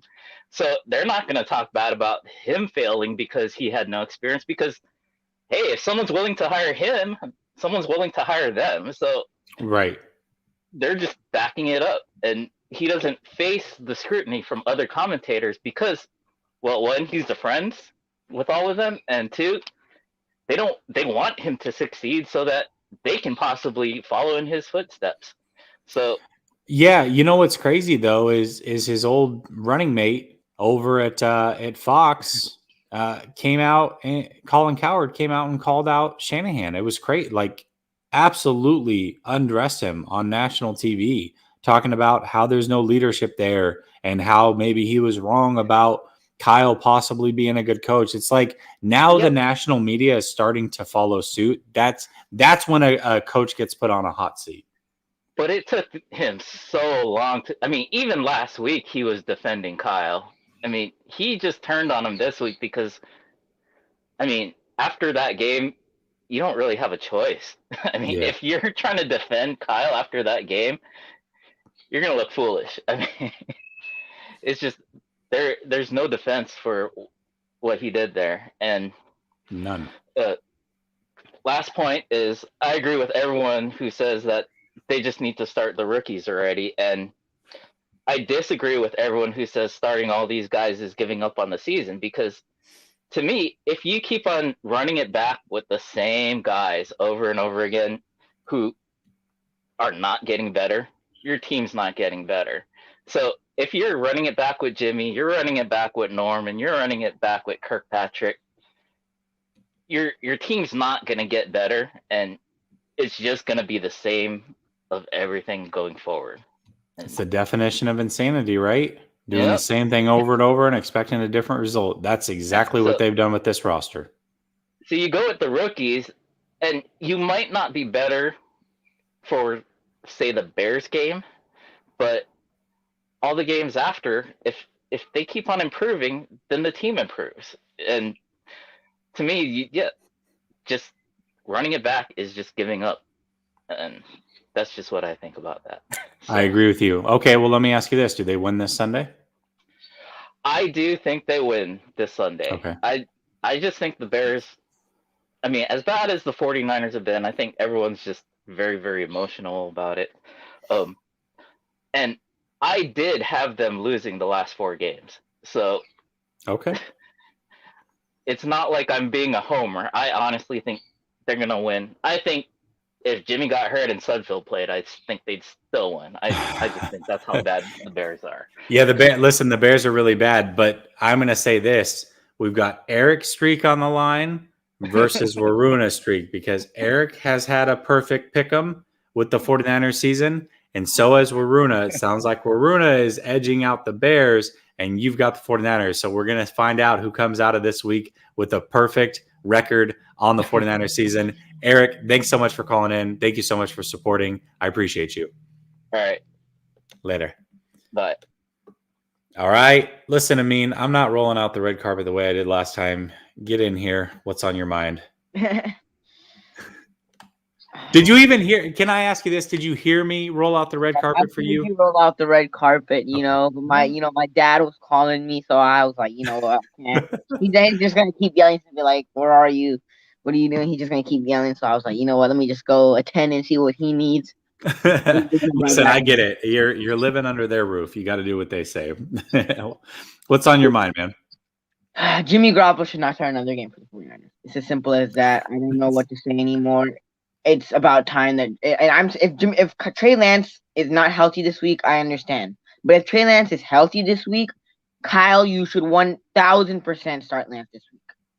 1,000% start Lance this week. Jimmy is not the answer. I do not want to hear we win with Jimmy Garoppolo. We don't win with any other quarterback. I don't want to hear that anymore. We haven't been winning with Jimmy Garoppolo recently. I could care less about the 2019 season. That was 2 years ago. Usually teams that make it to the Super Bowl make deep playoff runs, like the Niners in 2019, they have consistent years. Like the Bills, for example, were good in 2019, made it to the playoffs. 2020, they're good. 2021, we're not like that. We made it to the playoffs 2019, 2020 injured season. We didn't make it to the playoffs, and this year we're not winning again. So I don't want to hear that we win with Jimmy Garoppolo. No, we're not winning now. We're not winning now. I don't care about the 2019 season. We're not winning now with Jimmy Garoppolo. We're just not. I love it. And another thing is, like, people bring up Kyle Shanahan's win percentage, and they say, he has the injuries and stuff like that. I heard on Colin Cowherd's show, Colin Cowherd finally, threw some crap at Kyle Shanahan. He said Bill O'Brien, without Deshaun Watson, with guys like Brian Hoyer and Tom Savage at quarterback, this was his record before Deshaun Watson was the quarterback. 2014, 9-7, 2015, 9-7, and 2016, 9-7. With Brian Hoyer and Tom Savage under center. Those guys aren't starting quarterbacks anywhere else. And he goes 9-7 with those guys. Listen, the Steelers in 2019 with 2 terrible quarterbacks, Duck freaking Hodges started some of those games. They went 8-8. So I feel it. Hey, 2 things real quick. We've got 82 people watching right now. It's fluctuated all over the place. If you have not subscribed, please do so. Make sure you hit the bell notification so you never miss an episode. If you're watching on any other platform, come over to Last Second Sports on YouTube, subscribe there. And also, I've got Amin on with me. Amin the Dream. Go subscribe to his YouTube channel. Go show him some love. Young up-and-comer in this game. All right, Amin, go ahead. The floor is yours again. Yeah, well, someone in the comments said they had Hopkins, Arian Foster, and Andre Johnson. Yeah, I know that, but those are only like 3 players. I get it, they're good players, but if you look at the Niners roster, they had Fred Warner, They had a good team. Overall, they had a better team than the Texans did in 2014, 2015. Overall, but our record doesn't show it. But overall, our team was better than the Texans at the time. And like just this year, if I told you this year that the Bengals would be first in the entire AFC, you would call me crazy. But they are, because they are a well-coached team. Where if I just compared the Bengals and the Niners roster, the Bengals and Niners, then if Niners have a better roster, just based off, we have Nick Bosa, we have Fred Warner, just based off roster, but it's not clicking for us. It's not. The Bengals are 5-2 while we're 2-4 because their coaching is better than us. It's as simple as that. I also want to be very clear about this. Hopkins and Andre Johnson had like a 1-year overlap where they were both still good players. So no, I'm not going. And this is a shocker. I'm pretty sure everybody knows there's like the records, but the Falcons have a better record than us. The Falcons, the team that chokes every single game. The Falcons are 3-3. They have a better record than us, which is surprising. The Bears obviously have a better record than us, and the Vikings, they also have a better record than us. But the one thing that's shocking is the Falcons, for God's sake. The Falcons have a better record than us. Like that puts it in perspective. That's the Falcons got blown out against Philly in week 1. That same team. That's crazy. Yeah, that should not happen I'm sorry, that's just, if the Falcons are such a bad team, defense is bad, they're still a rebuilding team. Where as a Niners fan, it's kind of tough that we're losing because you expect something from the Niners this year. You expect the Niners to do well this year.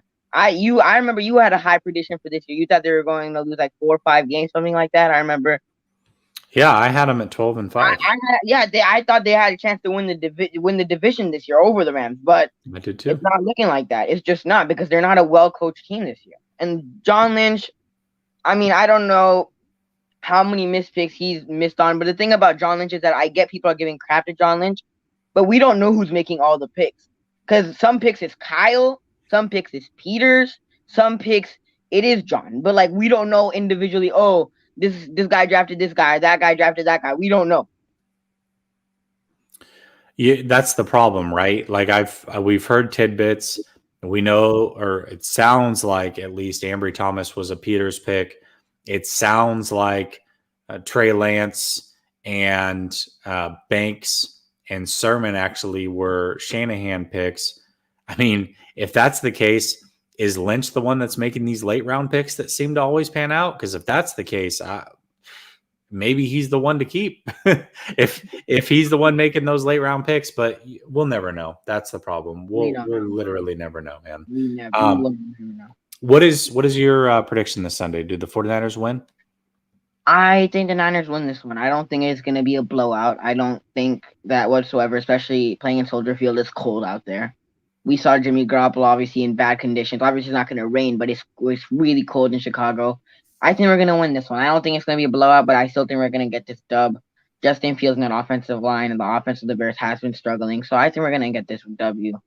I feel like, yes, people are saying we're going to lose because of what we've seen the last couple of weeks, but I still think I think this is a game that we should win, and I think we are going to win it because the Bears, their offense is not that good. The defense, I will give the defense props because the defense is good, but the Bears' offense isn't really that good.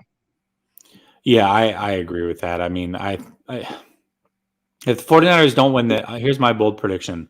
If the 49ers don't win on Sunday, somebody gets fired before Monday or before Tuesday. Somebody gets fired. And I'm not saying Shanahan. I'm not even saying Lynch, but somebody on that staff gets fired. There's no way that they can lose to the Bears and roll it over with everybody staying intact. So I don't think they lose to the Bears. So I don't think we find out. But if they do lose to the Bears, somebody's getting fired before Tuesday. I cannot see one last thing. Can I say one last thing? Yeah, what's up? People say that Kyle doesn't think Lance is ready. Well, Kyle, it's your job to make Lance ready. It's your job. As a head coach, it's your job to make Lance ready. That's just your job. As a head coach, it's your job to make him ready. It's not like, let me throw this kid out there and he's going to become Tom Brady or Patrick Mahomes. No, it's your job to make him ready. That's your job as the head coach. It's not anybody else's job. Yeah, you're absolutely right. Hey, shout out to Chris in the chat. He's the one, all the cover art for these 49er videos that we do on Tuesdays. He's the man that makes them. So shout out to him. Chris, if you can, go put your Twitter stuff in the chat so people can follow you. Chris is an awesome guy, and he crushes these thumbnails for me. So I appreciate it. But yeah, you're right, man. I mean, as always, absolutely crushed that call. And let's hope the 49ers win, right? I sure hope so. Honestly, I mean, I don't want the Niners to lose this year because last year I'm like, you know what, let the Niners lose. I don't know why we're beating the Cardinals and the Rams. Let's get a better draft pick. This year it's like we don't have a first rounder, so I would rather let us win games instead of losing it. But it's sad. It's disappointing as a Niners fan because like Jim Thompson in the Chip Kelly era, we weren't that sad because we didn't expect much from the team. We're like, okay, this team isn't that good. We know that. It's going to take us a while to rebuild. We know it's not a good team. So, like, those losses, I used to watch them. I'm like, those losses aren't that big of a deal. When they win, I would be happy. But then when we get blown out by the Saints 48 to, like, 14, I'm like, all right, the Niners aren't as good of a team. They're not a playoff team, so I'm not disappointed at it. Where this year, the Niners have a good roster. I expect things from the Niners. People expected things. The media expected things from the Niners before the season, and they're not living up to the expectations. Yeah, you're absolutely right about that. No argument from me, my man. I mean, when are you doing your next stream on your channel? I have no clue yet, man. I've been busy with school, so I haven't had anything planned. Hey, school's priority. All right. Well, hopefully you get a stream in before Sunday, and we'll talk later. All right. All right, man. Thanks for taking my call. I know it's probably 12:53 up in there. You should It's almost 1 a.m. But listen, I got Chenille that I got to get to. Been waiting for a hella long time, so I cannot leave him. Can't leave him hanging. All right, man. I'll talk to you later. All right. There's Chris's Twitter at Roscoe's Mister. Again, he's the one that makes all the thumbnails for my Tuesday shows. So go give him some love on Twitter. Amazing. I mean, not only that, you're going to see a lot of cool stuff that he puts together. A lot of good art, a lot of good graphics. Does a hell of a job. So thank you, Chris. All right, Chenille, you're going to bring this thing home. What's going on? Thank you, Jesse. Thank you for taking my call. I was having an internet listen, issues. You kept getting disconnected and whatnot, but I appreciate you fighting through it and coming on. I had to get to you. So what's on your mind? Great calls tonight. Everybody did a great job telling how it is. Yeah, about listen. The Niners. Yeah, real quick, shout out to everybody who called in. Everybody absolutely crushed it tonight. So yes, thank you. And what Kyle promised us, and everybody forgets, is we're going to be, what he said when he first came in is, you're going to be proud of this team. You're going to like this team. Well, I don't like this team because there's too many injuries. We're paying the wrong people. We're giving our quarterback at one point, we had $100 million and a lot of first-round picks. We don't even have first-round picks, and we don't have $100 million. And we've been giving it to the wrong people. We gave it to a quarterback that hasn't won a Super Bowl, but we decided to pay him because of 5 meaningless games. And the coaching has been really terrible. What's our identity?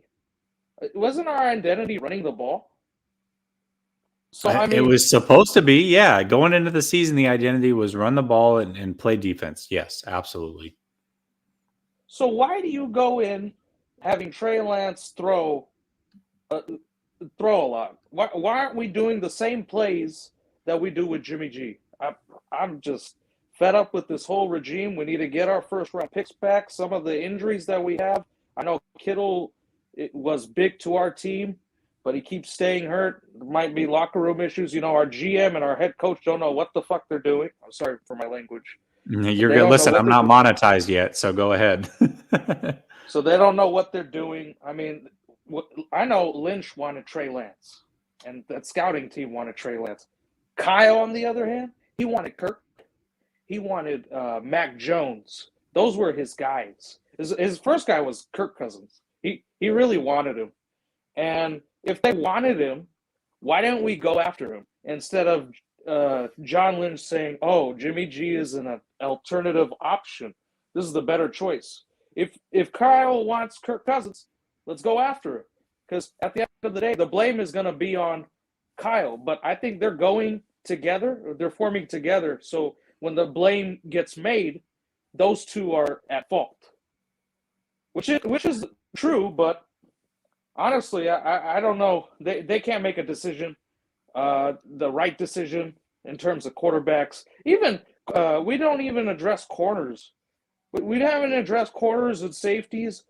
What I really am pissed off is that our guys don't even get interceptions, like the other caller was talking about turning their head. We don't even we treat that position as Dollar Tree. We're going into Dollar Tree and we're buying washed up corners and safeties. That's what we do. We got Dollar Tree corners. I love it. That's good. I like that. Dollar Tree corners, and they do that all the time, and they try to put a Band-Aid on it like they do at that left tackle position with Trent Williams, when you could just trade Trent Williams and get a brand new nice offensive line. Look at the Cowboys. They drafted those guys, right?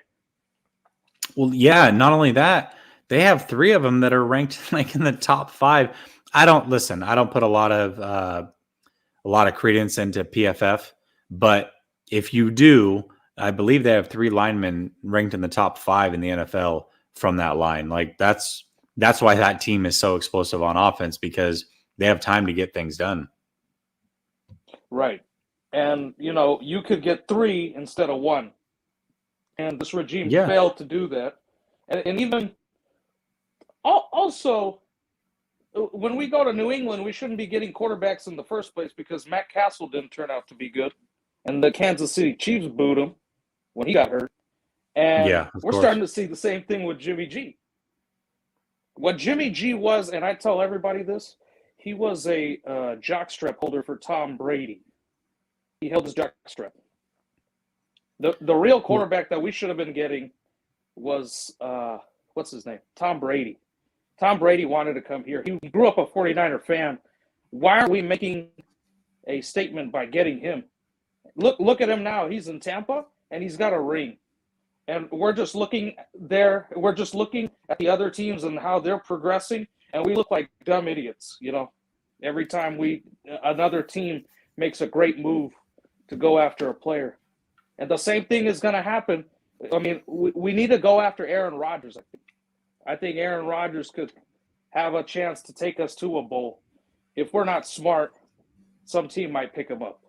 So I honestly, it's either fire Kyle Shanahan and develop this rookie quarterback, or try to go for another star quarterback. Oh, well, listen, Kyle, there's no doubt in my mind that Kyle 100% would rather have a veteran. I know that. He doesn't want to develop anybody. He would much rather have a veteran, which is crazy why he passed on Tom Brady. And I live in Tampa.